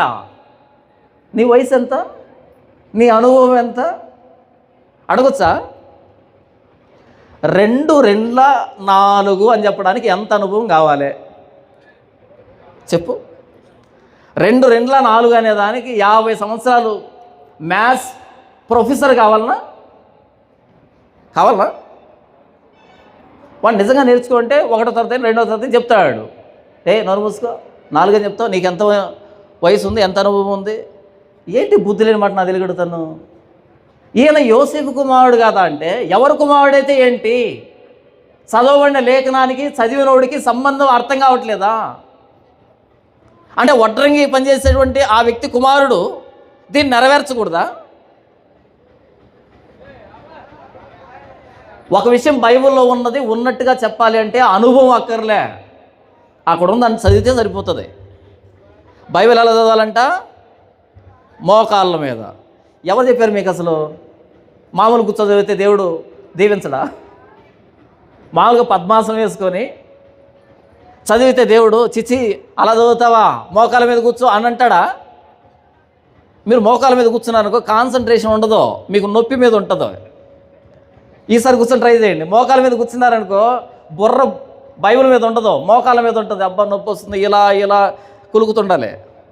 మర్యాద చక్కా ముక్కలు వేసుకొని కూర్చో, ఫ్యాన్ కింద వేసేసుకొని కూర్చో, హాయిగా చదువు, సరిపోతుంది. ఉపవాసం ఉండి మోకాళ్ళ మీద ఏం సాధించావు ఇంతవరకు అని అడుగుతున్నా. ఒక ముక్క తెలియదు, ఏం సాధించావు ఇంతకి? నేనేమంటానంటే, నీకు తెలియని దాన్ని తెలిసిన వాడు చెప్తున్నప్పుడు మర్యాదగా విను, అంతేగాని నువ్వు ఎన్ని సంఘాలు కట్టావు, నీ వయసు ఎంత, నీ అనుభవం ఎంత, నీ చర్చికి ఎంతమంది వస్తారు, ఇవన్నీ వద్దు. నీకు తెలియదు, నాకు తెలుసు, చెప్తున్నా, విను, తెలుసుకో. ఈయన యోసేపు కుమారుడైన యేసు ప్రభు కాదా అంటే, ఆయన ఎవరి కుమారుడైతే నీకెందుకు? చదివిన లేఖనానికి ఈయన వివరిస్తున్న దానికి లింక్ ఉందా లేదా అంతే. ఒక విషయాన్ని ఎవడైనా స్పష్టంగా చెబితే వాడి బ్యాక్గ్రౌండ్ వద్దు నీకు, అంతే. వాడి బ్యాక్గ్రౌండ్ వద్దు నీకు స్కూల్లో టీచర్ వచ్చి లెసన్ చెప్తాడు, ఎప్పుడైనా బ్యాక్గ్రౌండ్ ఆరాధిస్తావా? ఆయన చదువుకున్నాడు, పరీక్ష రాశాడు, ఉత్తీర్ణుడయ్యాడు, ఉద్యోగం వచ్చింది, నీకు చదువు చెప్తున్నాడు, అంతే. ఆయన బ్యాక్గ్రౌండ్తో నీకేం పని? యేసు ప్రభు నోట నుండి వచ్చిన దయగల మాటలకు ఆశ్చర్యపోయారంట. అదే సమయంలో ఈయన యోసేపు కుమారుడైన యేసు కాదా, మనతో ఉన్నాడు కదా, ఈయన సహోదరి వాళ్ళంతా మనతో ఉన్నారు కదా, తన సహోదరులు మనతో ఉన్నారు కదా, మరియ కుమారుడు కదా, యోసేపు కుమారుడు కదా, మన ఊరిలో ఉండే ఈ చిన్న వడ్రంగి ఈ యెషయా గ్రంథంలో ఉన్న లేఖనాన్ని నెరవేర్చేవాడంటే నాకెందుకు నమ్మశక్యంగా లేదు? ఒప్పుకోవడానికి ఇబ్బంది అయింది, ఈగో అడ్డొచ్చింది, అంతేనా? నేను కొత్తగా చెప్తున్నాను. అలాగే ఉంది అక్కడ, అలాగే ఉంటుంది. తర్వాత చూడండి 23 వచనం. ఎప్పుడైతే యేసు ప్రభువు ఆ రెస్పాన్స్ని, యేసు ప్రభు చేసిన మొదటి ప్రసంగానికి రెస్పాన్స్ ఏమొచ్చింది? ఏం చెప్పావన్నారా? చాలాసార్లు కూర్చోన్నారా? చెప్పండి. ఇప్పుడు యేసుప్రభు ప్రసంగం చేయగానే అబ్బా ఏం చెప్పాడు అని ఆశ్చర్యపోయారా? చాలే నువ్వేంటో, మీ ఇల్లు ఏంటో, నీ ఫ్యామిలీ ఏంటో, మీ నాన్న ఎవరో, అమ్మ ఎవరో మాకు తెలియదు ఏంటి అని అన్నారా? ఆప్షన్ ఏనా, ఆప్షన్ బీనా? ఏదో ఒకటి చెప్పండి. భలే చెప్పావన్నారా? లేకపోతే నీ ఫ్యామిలీ ఏంటో, నీ హిస్టరీ ఏంటో మాకు తెలుసు కూర్చో అన్నారా? ఆప్షన్ బీనే కదా. యేసు ప్రభుని అలా తీసి పక్కన పెట్టారు. నువ్వు చెప్పడం ఏంటి? యోసేపు కుమారుడు కదా, వడ్రంగి కుమారుడు కదా, తర్వాత మత్తయి సువార్తలో, మార్కు సువార్తలో ఈయన చెల్లెలు మనతో ఉన్నారు కదా, ఈయన తమ్ములు మనతో ఉన్నారు కదా అని మాట్లాడతారు. ఇంత చిన్నోడు అంత పెద్ద ప్రవచనాన్ని నెరవేర్చడం ఏంటి అని అభ్యంతరపడ్డారు. మత్తయి సువార్తలో ఏముంటుందంటే ఆయన వారి అవిశ్వాసమును బట్టి వారికి మరేం బోధించలేదు అని రాయబడింది. ఏ అద్భుతం చేయలేదు అని రాయబడింది. నమ్మలే ఆయన్ని. ఆయన సహోదరులైనను ఆయన ఎందు విశ్వాసం ఉంచలేదని రాయబడింది యోహాను 7లో. అది యేసు ప్రభు మొట్టమొదటి ప్రసంగానికి వచ్చిన రెస్పాన్స్. అలా వాళ్ళు ఎప్పుడైతే అవిశ్వాసాన్ని ప్రదర్శించారో వెంటనే యేసు ప్రభు 2 ఉదాహరణలు చెప్పాడు. ఏం చెప్పాడు చూద్దాం. ఒక సామెత చెప్పాడు, 23 వచనం. ఆయన వారిని చూసి, వైద్యుడా నిన్ను నీవే స్వస్థపరచుకొనుము అను సామెత చెప్పి, కపెర్నహూములో ఏ కార్యములు నీవు చేసేదని మేము వింటిమో ఆ కార్యములు ఈ నీ స్వదేశమందును చేయమని మీరు నాతో నిశ్చయముగా చెప్పుదురు అనెను. అర్థమయ్యేటట్టు చెప్తాను. వెంటనే యేసు ప్రభు ఒక సామెత చెప్పాడు, ఒక ప్రావర్బ్ చెప్పాడు. ఏమని? వైద్యుడా నిన్ను నీవే స్వస్థపరచుకో అనే సామెత చెప్పాడంట. దాని అర్థం ఏంటి? పక్కన వాళ్ళు ట్రీట్మెంట్ కాదు, ఫస్ట్ నీ రోగాన్ని తగ్గించుకో అనే సామెత చెప్పాడు ఆయన. దాని అర్థం ఏంటంటే ఎక్కడో కపెర్నహూములో అద్భుతాలు చేయడం కాదు, నీ స్వదేశంలో, నీ స్వగ్రామంలో నజరేతులో చేయి అద్భుతాలని మీరు నాతో చెప్తారు. ఇప్పుడు అంటే టీచింగ్ నచ్చలే ఆయన దగ్గర నుంచి. ఏం కావాలంట? మిరాకిల్స్ కావాలంట. ఇంకొకసారి చెప్పనా? కపెర్నహూములో ఏ కార్యములు నీవు చేసితివని మేము వింటిమో, ఆయన కుంటోడు కాళ్ళు ఇచ్చాడు, గుడ్డోడు కళ్ళు ఇచ్చాడు, మగవాడికి 4 ఇచ్చాడు, మేము విన్నాం కదా. కపెర్నహూములో నువ్వు ఏ కార్యములు చేస్తావని మేము వింటిమో ఆ కార్యములు ఈ నీ స్వదేశమందును చేయమని మీరు నాతో నిశ్చయముగా చెప్పుదురు అనెను. అంటే యేసు ప్రభు కపెర్నహూములో అద్భుతాలు చేశాడు, నజరేతులో ఏం చేశాడు? అద్భుతం చేయలే. ఆయన టెక్స్ట్ తీసుకున్నాడు, యెషయా గ్రంథం తీసుకున్నాడు, ఎక్స్ప్లెయిన్ చేశాడు. వీళ్ళకేం కావాలంట? మాకు బైబుల్ టీచింగ్ వద్దు. ఏం కావాలి? టచ్. ఏం కావాలి? టచ్. అదే కావాలన్నా? ఇంకేమైనా కావాలన్నా? బైబిల్ టీచింగ్ ఎక్కదా మీకు? ఏం బాగుంటుంది చెప్పు? గంటలు గంటలు వినాలంటే బోర్ కొడుతుంది. ఏం కావాలి మనకి? పట్టుకోండి, వెనకాల పట్టుకోండి. టచ్. అలా ఎగిరి వాళ్ళ చేతిలో పడితే వికెట్ కీపర్ ఉంటాడు చూసే వెనకాల, ఇద్దరులంతా ఎక్కడి నుంచి సరే తెలియదు కానీ పొలోమని తండోపతండాలకు వెళ్తున్నారు. ఎందుకు వెళ్తున్నారో తెలియట్లేదు నాకు నిజంగానే. వీడే పడతాడు, మరలా వెనకాల ఉండే వాళ్ళు పడరు. లైఫ్ టైం ఛాలెంజ్ టచ్ బోధకులకి. ఎప్పుడైనా నీ భార్యను పడగొట్టు చూద్దాం. నిజంగా చెప్తున్నా, లైఫ్ టైం ఛాలెంజ్. ఒక్కసారి వేదిక మీద టచ్ అను నీ భార్య పడితే నేను మైక్ వదిలిపెట్టి ఇంటికి వెళ్ళిపోతాను. పడదావు. ఆమెను టచ్ అన్నాడు అనుకో, వీడెగిరి పడతాడు ఇటు, అది వెళ్ళి తగిలి ఇలా వచ్చి వీడు పడతాడు. గొర్రెలను పడగొట్టచ్చు, భార్యను పడగొట్టలేరు. పడగొడతారా? టచ్ అనగానే ఆవిడ అంటది, నా తెలిసిలేవో అంటదా? నా తెలిసిలేవో నీ బ్రతుకు అంటది అందా?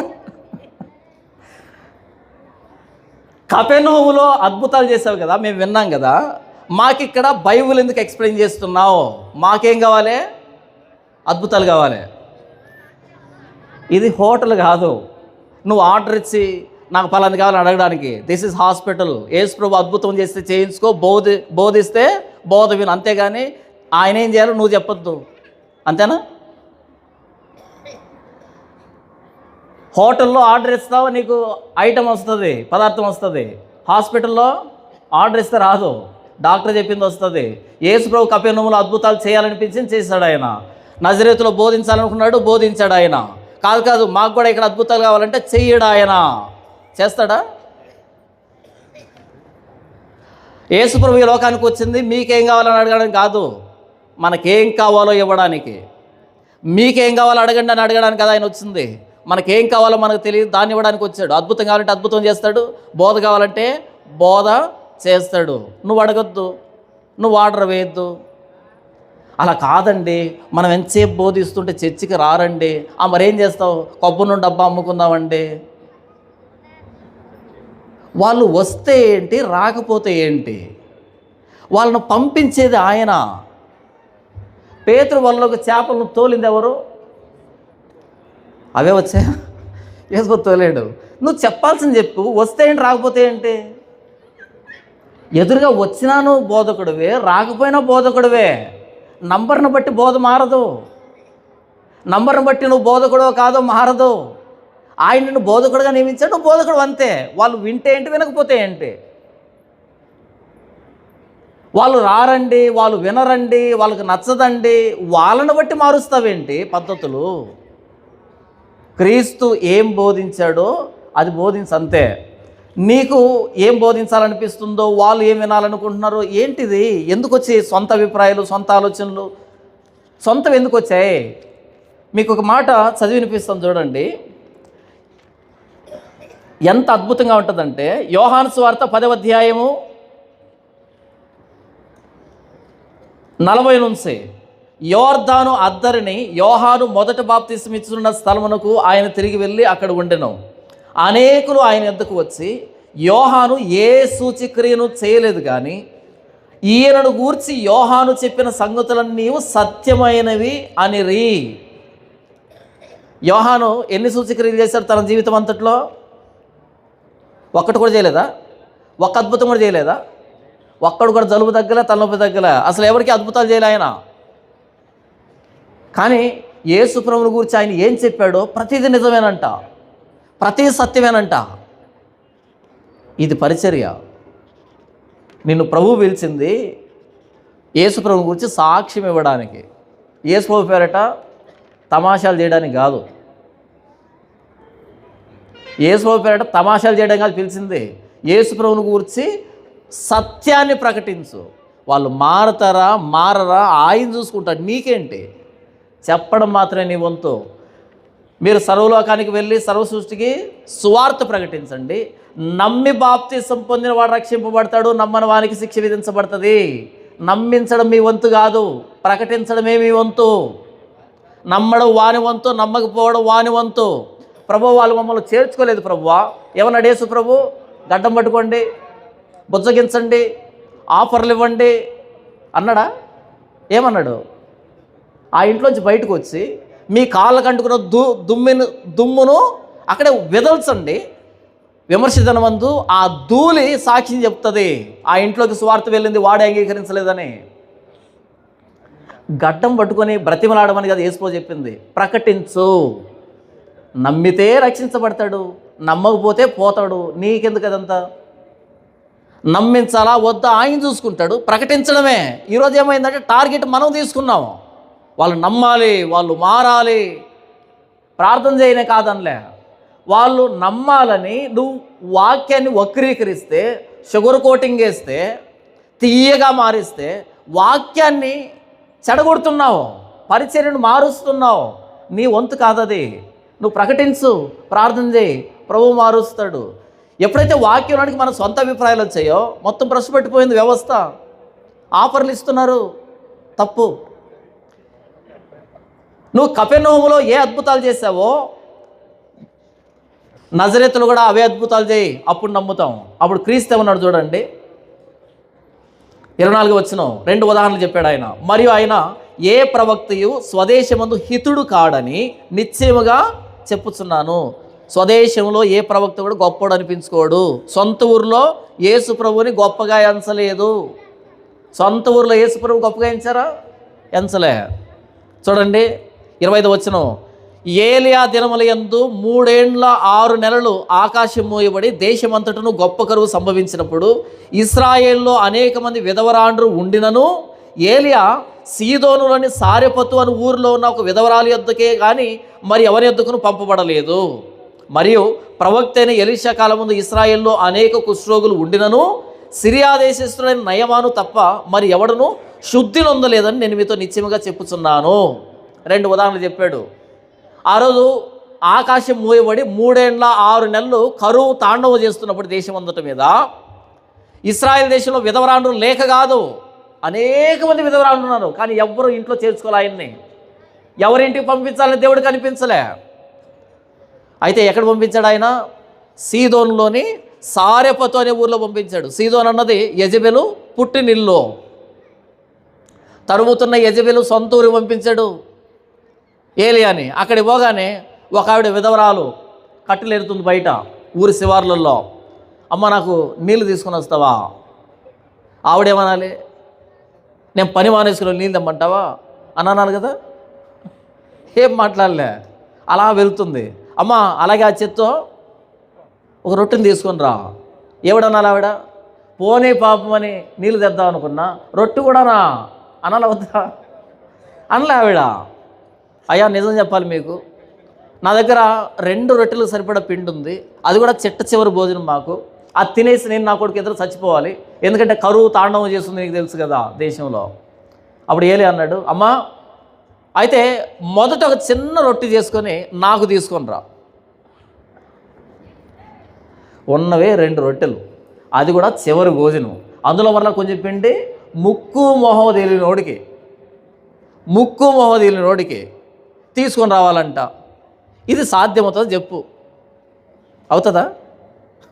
కాదు కదా. ఏం మాట్లాడలే, వెళ్ళింది, చేసి తీసుకొని వచ్చింది. ఒబీడియన్స్ అంటారు దాన్ని. పంపించాడు అక్కడికి. మారు మాట్లాడలే, చేసి తీసుకొని వచ్చింది. ఆ 3 ఏండ్ల 6 నెలలు పిండి అయిపోలేదు, నూనె అయిపోలేదు. 3 ఏండ్ల 6 నెలలు. అరే ఏలియా దగ్గర ఎంత ప్రభావం ఉంటే, ఎంత శక్తి ఉంటే, దేవుని దయ ఉంటే ఇశ్రాయేల్లో అనేక మంది విధవరాండ్రు చచ్చిపోతున్నారే. ఇక్కడ చేయొచ్చు కదా. సీదోనులో సారెపతులో అన్యురాలు అక్కడెందుకు చేశాడు అంటే ఏలియాలో ఉన్నటువంటి అద్భుతాన్ని తీసుకోవాలన్నా విశ్వాసం కావాలి.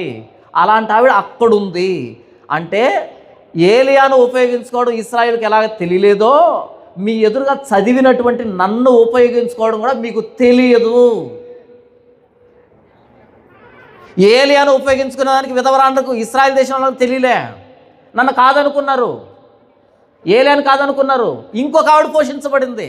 3 ఏండ్ల 6 నెలలు పిండి అయిపోలే, నూనె అయిపోలే. ఏలియా కంటే గొప్పవాడు నిలవబడి వాక్యాన్ని ప్రకటిస్తుంటే నా వైపు అదోలా చూస్తారా? మీకు ఆ రోజు కరువులో తెచ్చిన విధవరాండ్రకి ఏ తేడా లేదు అని చెప్పాడు. సురుక్కుమంటదా? అంటదా? సురుక్కుమంది. అంత తాగాడా? 2వ ఉదాహరణ చెప్పాడు చూడండి. మరియు ప్రవక్త అయిన ఎలీషా కాలం ముందు ఇశ్రాయేల్లో అనేక మంది కుష్ఠరోగులు ఉండినను ఆ కాలం ముందు ఇశ్రాయేల్లో సిరియా దేశస్థుడైన నయమాను తప్ప మరి ఎవడనూ శుద్ధి నొందలేదని నేను మీతో నిశ్చయముగా చెప్పుచున్నాను. ఏలియా తర్వాత ఎలీషా వచ్చాడు పరిచర్యలోనికి. ఎవ్వరు పట్టించుకోలే ఆయన్ని. ఒకరోజు ఒక సైన్యాధిపతి వచ్చాడు, సిరియా సైన్యాధిపతి నయమాను వచ్చాడు. చాలా ఫేమస్ ఆ రోజుల్లో ఆయన యుద్ధానికి పోతే అపజయమంటూ లేదు. ఆయన వచ్చాడు రాజుగారి దగ్గరికి. వచ్చేప్పుడు ఒక ఉత్తరాన్ని తీసుకొచ్చాడు. ఆ ఉత్తరంలో ఏముంది? నా సేవకుడైన నయమాన్ని కుష్ఠరోగాన్ని తీసి పంపించు అని ఉంది అక్కడ. వెంటనే బట్టలు చింపేసుకున్న రాజు. ఒకడికి కుష్ఠరోగాన్ని పోగొట్టడానికి, ఒకరిని బతికించడానికి, చంపడానికి నేను ఏమైనా దేవుణ్ణా? చూడు సిరియా దేశం రాజు ఎలా యుద్ధానికి ఇండైరెక్ట్గా ప్రేరేపిస్తున్నాడో.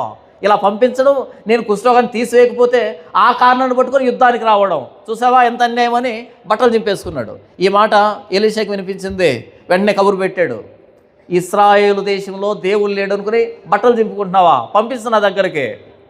పంపించాడు. వెంటనే నయమాన్ అనుకున్నాడు మనసులో. అక్కడికి వెళ్ళగానే అలా పరుగున పరిగెత్తుకుంటూ వస్తాడు ఒక ఆయన. నా గాయాల మీద చేయి పెడతాడు, అలా ఆడేస్తాడు. ఈరోజు పాసులు చేస్తున్నారు కదా, అలా ఈరోజు పాసులు ఉన్నారే ఏం చేస్తారు? కడుపు నొప్పి అయితే కడుపు మీద చేపెట్టి రుద్దుతారు, కాలు నొప్పి అయితే కాలు మీద చేపి రుద్దుతారు, తల నొప్పి తల మీద రుద్దుతారు.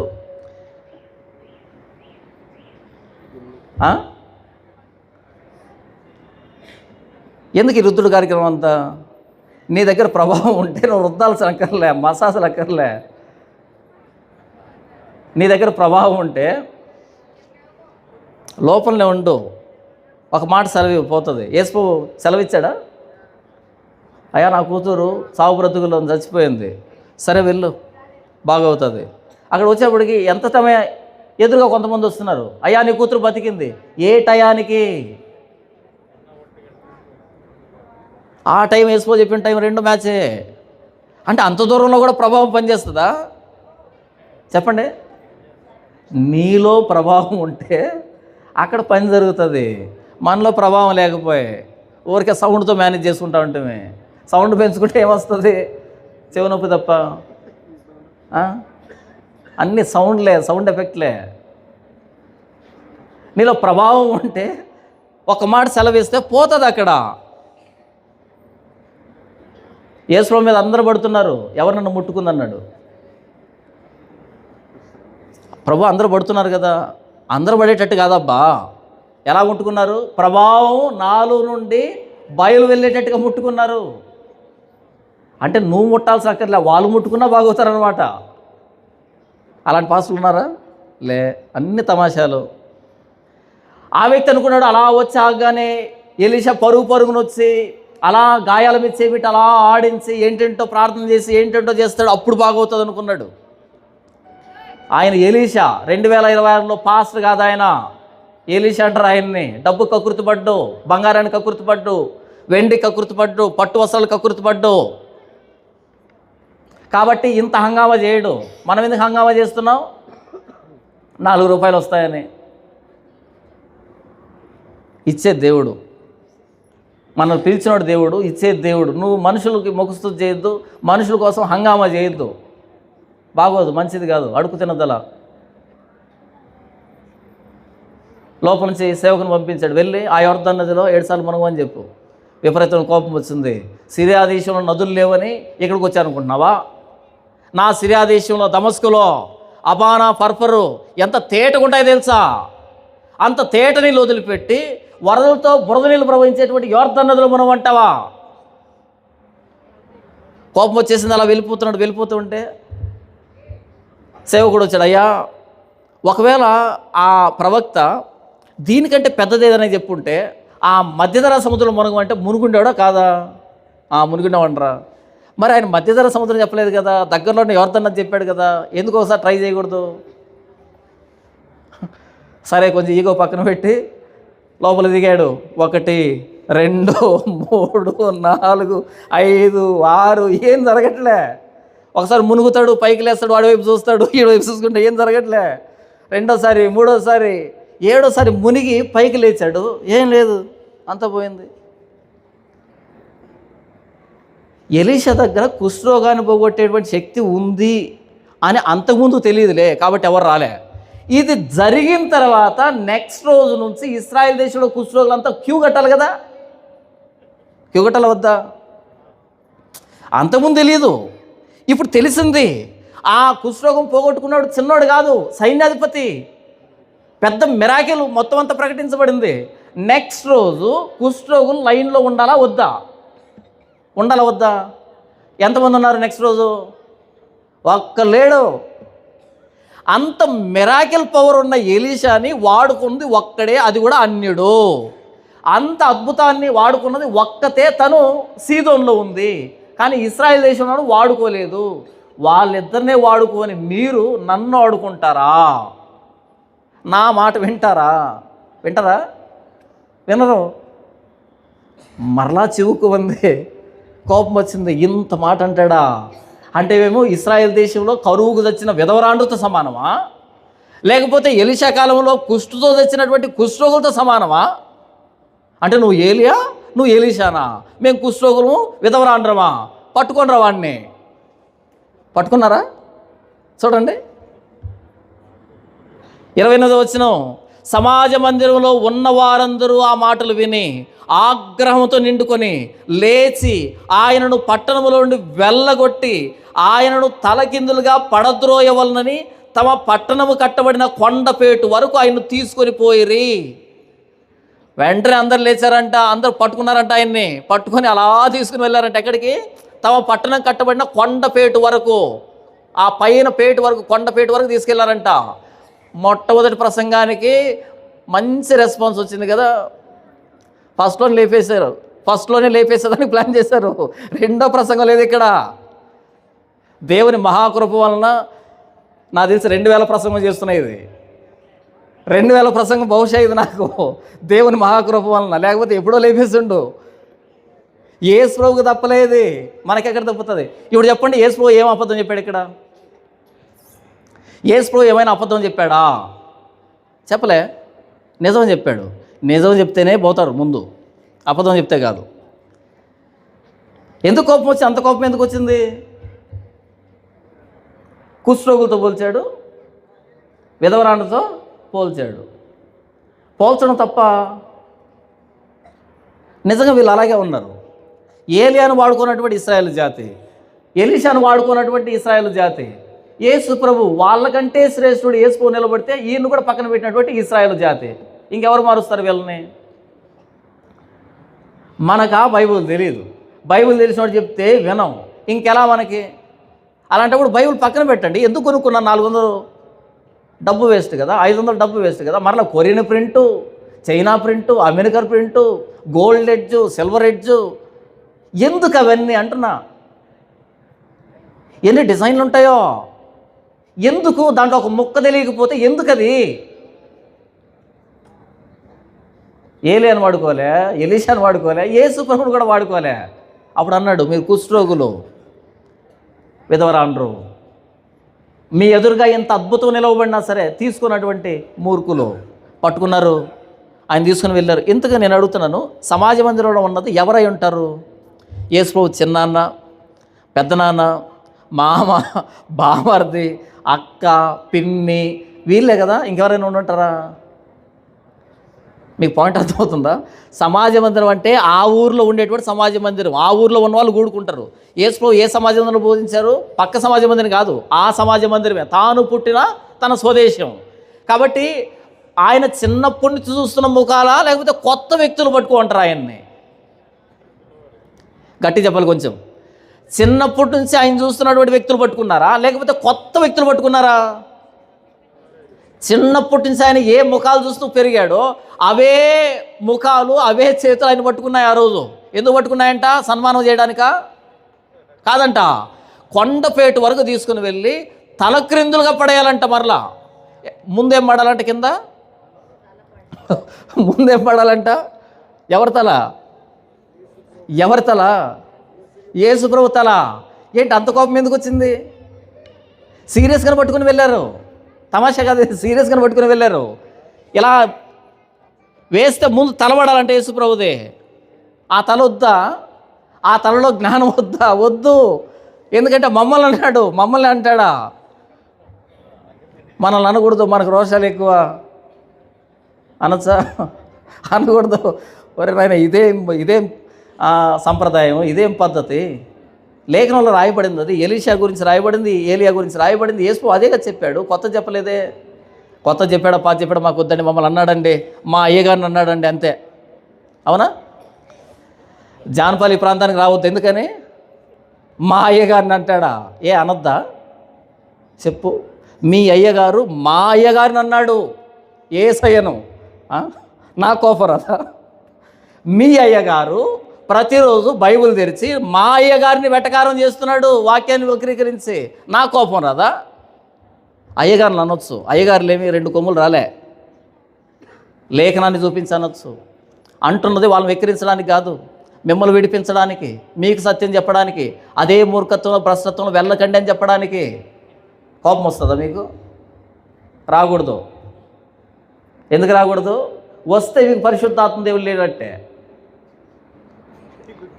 నా మీద మీకు కోపం వచ్చిందంటే మీకు ఎవరు లేనట్టు. గట్టి చెప్పడంతా. నా మీద మీ కోపం వస్తే పరిశుద్ధాత్మ దేవుడు లేనట్టు. ఎందుకంటే ఇది పరిశుద్ధాత్మ దేవుడు ప్రసంగం, నా ప్రసంగం కాదు ఇది. పరిశుద్ధాత్మ దేవుడు రాశాడు ఇక్కడ. వాక్యం చెప్పేవాడి మీద కోపం వస్తుంది అంటే మీలో పనిచేస్తుంది దురాత్మ, అపవాది ఆత్మ. యేసుప్రభువుని పట్టుకొని తలకిందులుగా పడదోయాలంట, ముందు తలబడాలంట. ఏం అంత కోపం ఎందుకు వచ్చింది? ఏం తప్పు చెప్పాడు? తప్పు చెప్పలేదండి. మా అయ్యగారిని అన్నాడండి, మా డినామినేషన్ అన్నాడండి, మా పద్ధతిని అన్నాడండి. నేను కాదన్నది బైబుల్, నేను కాదన్నది బైబిల్లో వ్రాయబడిన దానికి నేను నా నోటినిచ్చాను, స్వరాన్ని ఇచ్చాను అంతే. మాట్లాడుతుంది బైబుల్, నేను కాదు. నీకు సమస్య ఉంటే నీ చేతిలో బైబుల్ పక్కన పెట్టేసేయి, అది నీ సమస్య, నేను కాదు. అక్కడ రాయబడిన దాన్ని వివరించాను, లేఖనం చూపించి. నీ సమస్య బైబుల్ తప్ప నేను కాదు. లేఖనాన్ని తల వంచవా? బైబుల్ తల వంచవా? యేసుప్రభు మొట్టమొదటి ప్రసంగానికి వచ్చిన స్పందన, ఫస్ట్ డే లేపేద్దాం అనుకున్నారు ఆయన్ని. ఫస్ట్ డే లేపేద్దాం అనుకున్నారు ఆయన్ని. బోధించాడు కాబట్టి. ఒకళ్ళు బోధించకుండా అద్భుతాలు చేస్తుంటే జైజైలు కొట్టుండో, జైజైలు కొట్టుండో. కానీ క్రీస్తు వచ్చింది అద్భుతాలు చేయడానికి మాత్రమే కాదు, అద్భుతాలు చేస్తూ బోధించడానికి వచ్చాడు. బోధ ప్రకారం సెలువు మీద ప్రాణం పెట్టడానికి వచ్చాడు. ఇప్పటికీ నువ్వు కోరుకున్నదే యేసుప్రభు చేస్తూ ఉంటాడు అనుకుంటున్నావా ఏంటి? అక్కడే మిగిలిపోతావా ఏంటి? సిలువుకు వెళ్ళే దారులు అద్భుతాలు చేశాడు, కానీ సిలువు మీద అద్భుతం చేయలే ఆయన. ఆయన సిలువు మీద ప్రాణం పెట్టడమే అద్భుతం, ఆయన సమాధిని గెలవడమే అద్భుతం. ఆ అద్భుతాన్ని స్వీకరించకుండా ఇంకా మూలపాఠాల్లో మిగిలిపోతే మనం పసిపిల్లలం కాదా భక్తి విషయంలో? ఇన్ని అద్భుతాలు చేసిన క్రీస్తు, 4 రోజుల శవాన్ని బయటికి పిలిచిన క్రీస్తు, తానెందుకు సిలువ మీద ప్రాణం పెట్టాలి? ఇది అద్భుతం అంటే సిలువ. ఆయన పునరుద్ధానం అద్భుతం. దీన్ని అర్థం చేసుకోకుండా ఇంకా ఇక్కడ ఎందుకు మిగిలిపోయావు? ఎందుకంత కోపం వచ్చిందంటే కపెర్నహూములో చేసిన అద్భుతాలు ఇక్కడ ఎందుకు చేయలేదు? నంబర్ 1. నంబర్ 2, దాన్ని చేయకుండా మరలా ఏలియాతో ఎలీషాతో పోల్చి మమ్మల్ని ఎందుకు తిడుతున్నావు? అందుకు వచ్చిన కోపం వాళ్ళకి. ప్రజలు ఏం కోరుకుంటారో చెప్పడానికి మనం లేము ఇక్కడ. బైబిల్ ఏం చెప్పిందో దాన్ని ప్రకటించాలనుకున్నాం ఇక్కడ. చర్చిలో ప్రకటించబడాల్సింది క్రీస్తు ఏం చెప్పాడు అది చెప్పాలి తప్ప ప్రజలు ఎందుకు వచ్చారో వాళ్ళని సాటిస్ఫై చేయడానికి కాదు మనం ఇక్కడ ఉన్నది. ఈరోజు చర్చలు చేస్తుంది ఏంటి? వస్తున్న మందిని సాటిస్ఫై చేయడానికి, మందిని సాటిస్ఫై చేయడానికి. క్రీస్తుని సాటిస్ఫై చేయవా? క్రీస్తు కదా నీ ప్రసంగం ద్వారా మహింపరచబడాల్సింది. ఎప్పుడైతే ఆయన అలా తీసుకుని వెళ్ళారో యేసుప్రభు చూడండి 30వ వచనం, అయితే ఆయన వారి మధ్య నుండి దాటి తన మార్గమున వెళ్ళిపోయాను. అయితే ఆ గుంపులో, ఆ హడావిడిలో యేసుప్రభు తప్పించుకొని వెళ్ళిపోయాడు. ఆ గుంపులో హడావిడిలో తప్పించుకొని వెళ్ళిపోయాడు. ఎందుకంటే మొదటి ప్రసంగానికి ఇలా చంపబడ్డం కదా ఆయన ఈ లోకానికి వచ్చిన ఉద్దేశం. అలా ప్రసంగం చేయాలి, ప్రసంగం చేయాలి, ప్రసంగం చేయాలి. ఆయన ఎప్పుడు ప్రసంగం చేసినా మీరు చూడండి రాళ్ళు ఎత్తుకున్నారు. ఆయన ఎప్పుడు ప్రసంగం ఎత్తుకున్నా రాళ్ళు ఎత్తుకున్నారు. ఎందుకని? నచ్చలే. ఆయన చేస్తున్న ప్రసంగం అన్నది వాళ్ళకు వ్యతిరేకంగా ఉంది. ప్రతిసారి రాళ్ళు ఎత్తుకున్నారు, ప్రతిసారి పట్టుకోవడానికి ప్రయత్నం చేశారు. ఆయన తప్పించుకుని వెళ్ళాడు, తప్పించుకుని వెళ్ళాడు, తప్పించుకుని వెళ్ళాడు. ఎంతవరకు తప్పించుకున్నాడు అంటే ఆయన సెలువు మీద మేకులతో బెగగొట్టబడేంత వరకు తప్పించుకున్నాడు ఆయన. ఆయన చనిపోవాల్సింది ఇలా కొండపేట మీద నుంచి కింద పడి కాదు, సెలువు మీద పైకెత్తబడి. సెలువు మీద పైకెత్తబడాలి. ఆయన చెప్పాల్సిన సత్యం అంతా చెప్పాలి. అంతవరకు ఆయనకు ఏ హాని జరగదు. దేవుడు ఒక వ్యక్తిని అభిషేకించాడు అంటే, వాడుకున్నాడు అంటే ఆ వ్యక్తి చేత ఎంతవరకు ఏం జరగాలని ఆయన నిర్ణయించాడో అది జరిగేంతవరకు చిట్ట చివరి మాట వరకు ఎవడు ఏం చేయలేడు. అది లేఖనం చెప్తూ ఉన్నది. ఇదంతా నేను ఎందుకు చెప్పాను అంటే ప్రభువైన యేసుక్రీస్తు మొట్టమొదటి ప్రసంగం చెరలో ఉన్న వారికి విడుదల, బేదలకు సువర్తమానం, గుడ్డి వారికి చూపు, ప్రభు హితవత్సరాన్ని ప్రకటించాడు ఆయన. ఈరోజు నీవు నేను ప్రభువైన యేసుక్రీస్తు మరణ సమాధి పునరుద్ధానాల గురించి సమాజంలో ప్రకటన చేస్తున్నామంటే ఆ ప్రభువైన యేసుక్రీస్తు ప్రసంగాన్ని ఇప్పుడు మనం పునరావృతం చేస్తున్నామని అర్థం. చెప్పు, ప్రభువైన యేసుక్రీస్తు నిజమైన రక్షకుడని, ఆయనే మన పాపపు చెరలోంచి విడుదల ఇచ్చేటువంటి రక్షకుడని, విమోచకుడని, మెస్సియాని ప్రకటించు. నీ మీద పరిశుద్ధాత్మ దేవుడు ఉన్నాడని అర్థం. నిన్ను దేవుడు అభిషేకించాడని అర్థం. ప్రజలు ఏం కోరుకుంటున్నారో చెప్పొద్దు. ప్రజలకు ఏం కావాలో వాళ్ళకు తెలియదు, నువ్వు చెప్పు. ఆ రోజు ఏలియాను ఎలీషాను ఇశ్రాయేల్ చేతి వాడుకోలే, ప్రభు ఉపేక్షించలే, ముఖం మీద చెప్పాడు, నిర్మోహమాటంగా ప్రసంగం చేయి, ఎవడు ఏమనుకున్నా పర్లే ప్రసంగం చేయి. నువ్వు బైబిల్ బోధిస్తున్నప్పుడు ఒకటే మనసులో పెట్టుకో, నాకు వచ్చేది తిరస్కారమే, నాకు వచ్చేది వ్యతిరేకతే. సత్యం చెప్తున్నావంటే వ్యతిరేకతే వస్తుంది, అంతే, ఫిక్స్ ఇది. పర్సిక్యూషన్గా రెడీగా ఉండు, ముఖస్తుతిని కోరుకోవద్దు, ప్రశంసను కోరుకోవద్దు. సత్యాన్ని ప్రకటించు, క్రీస్తుని గణపరచు, క్రీస్తుని మహింపరచు, ఆయన శభాషణాలి, అంతేకాదు మనుషులు కాదు. మనుషుల్లో ఏది ఘనముగా ఎంచబడుతుందో దేవుని దృష్టికి అది నీచం. దేవుని దృష్టికి ఏది ఘనంగా ఎంచబడుతుందో మనుషుల దృష్టికి అది నీచం. నువ్వు ఎవరిని సంతోషపెట్టాలనుకుంటున్నావు? నేను మనుషుల దయను సంపాదించుకొని చూస్తున్నానా, దేవుని దయను సంపాదించుకొని చూస్తున్నానా?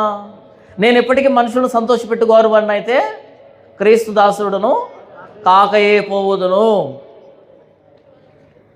అది పరిచర్య. ఏలియా దగ్గరికి లైఫ్ టైం అంతట్లో వచ్చింది ఒక్క విధవరాలు, ఎలీషా దగ్గరికి వచ్చింది ఒక్క కుష్ఠరోగి. దైవజనులేనా వాళ్ళు? గొప్ప దైవజనులేనా? దైవజనులే. వాళ్ళు రాకపోయి ఉంటే దైవజనులు కదా? రాకపోయినా దైవజనులే, వచ్చిన దైవజనులే. ఎందుకంటే దేవుడు నిన్ను ఏర్పాటు చేస్తున్నాడు. చివరిగా సత్యాన్ని ప్రకటించేటప్పుడు ఎంత శ్రమ ఎదురైనా, ఎంత ప్రమాదం ఎదురైనా, దేవుడు నీకు ఇచ్చిన పని లాస్ట్ అయిపోయేంత వరకు ఎవడేం చేయలేడు. ఆయన నిన్ను సిలువుకి అప్పగించడానికి పిలిచాడు. ఆ సిలువుకు ముందు ఏం జరగదు, నీకు భయపడాల్సినక్కర్లేదు. యేసు ప్రభు మొట్టమొదటి ప్రసంగం తిరస్కారానికి లోనైంది, వ్యతిరేకతకు లోనైంది, ప్రజల్ని కోపానికి రేకెత్తించింది. ఇప్పుడు చెప్పండి, పరిశుద్ధాత్మ దేవుడు మనలో ఉండి ప్రసంగం చేయిస్తే పూలు పడతాయా, రాళ్ళు పడతాయా? గట్టిగా చెప్పండి. పరిశుద్ధాత్మ దేవుడు మనలో ఉండి ప్రసంగం చేయిస్తే పూలు పడతాయా, రాళ్ళు పడతాయా? రాళ్ళే పడతాయి. ఇప్పుడు చెప్పండి, నేను ఇంతవరకు చేసిన ప్రసంగం ఎవరి ద్వారా చేశాను? పరిశుద్ధాత్మ దేవుడు అన్నాను. విమర్శనాత్మ, వాళ్ళనన్నావు వీళ్ళనన్నావు, నీకు ఇంకేం పని లేదా అని అంటారా? అంటే కనుక ఇప్పుడు నేను చేసింది మొదట యేసుప్రభు చేశాడు, దాన్ని నేను కాపీ కొట్టాను అంతే. ఇది యేసుప్రభు పరిచర్య, నేను జస్ట్ కాపీ కొట్టాను. ఒకవేళ మీరు అనాలంటే ఆయన అనండి, నేను నిర్దోషిని, నిష్కల్మషిని అంటే ఈ విషయంలో మాట్లాడుతున్నాను. ఈ రామవరం వేదికగా లూకాసు వార్త 4వ అధ్యాయం 14వ వచనం నుంచి 30వ వచనం వరకు యేసుప్రభు మొట్టమొదటి ప్రసంగం. ఆ ప్రసంగం పరిశుద్ధాత్మ దేవుని ప్రేరేపణతో చేయబడిన ప్రసంగం. ఆ ప్రసంగానికి వచ్చిన స్పందన, ప్రభువైన యేసుక్రీస్తు వారు దానికి స్పందించిన విధానం, ఆ ప్రసంగం తర్వాత యేసుప్రభు తప్పించుకున్న విధానం, దేవుడు తప్పించిన విధానం ఇంతవరకు మీ వినికిల్లో నేను వినిపించాను. పరిశుద్ధాత్మ దేవుడు మీ మీదకి వస్తే, మీలో నిజంగా అభిషేకం ఉందని మీరు భావిస్తే ఏం చేయాలి?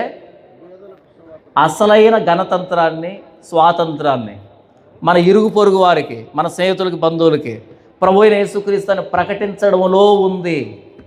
అప్పుడు స్వాతంత్రాన్ని అనుభవిస్తారు. మనకు స్వాతంత్రం కావాల్సింది, గణతంత్రం కావాల్సింది బ్రిటిష్ వాళ్ళ దగ్గర నుంచి కాదు, మన లోపల ఉన్న పాప నియమం నుంచి. దాని నుంచి విడిపించే ఒకే ఒక్కడు ప్రభువైన యేసుక్రీస్తు మాత్రమే. ఇంకెక్కడ పాపానికి విమోచన లేదు, విడుదల లేదు. ప్రభువైన యేసుక్రీస్తు రక్తం ప్రతి పాపం నుంచి కడిగి మనల్ని పవిత్రులుగా చేయను.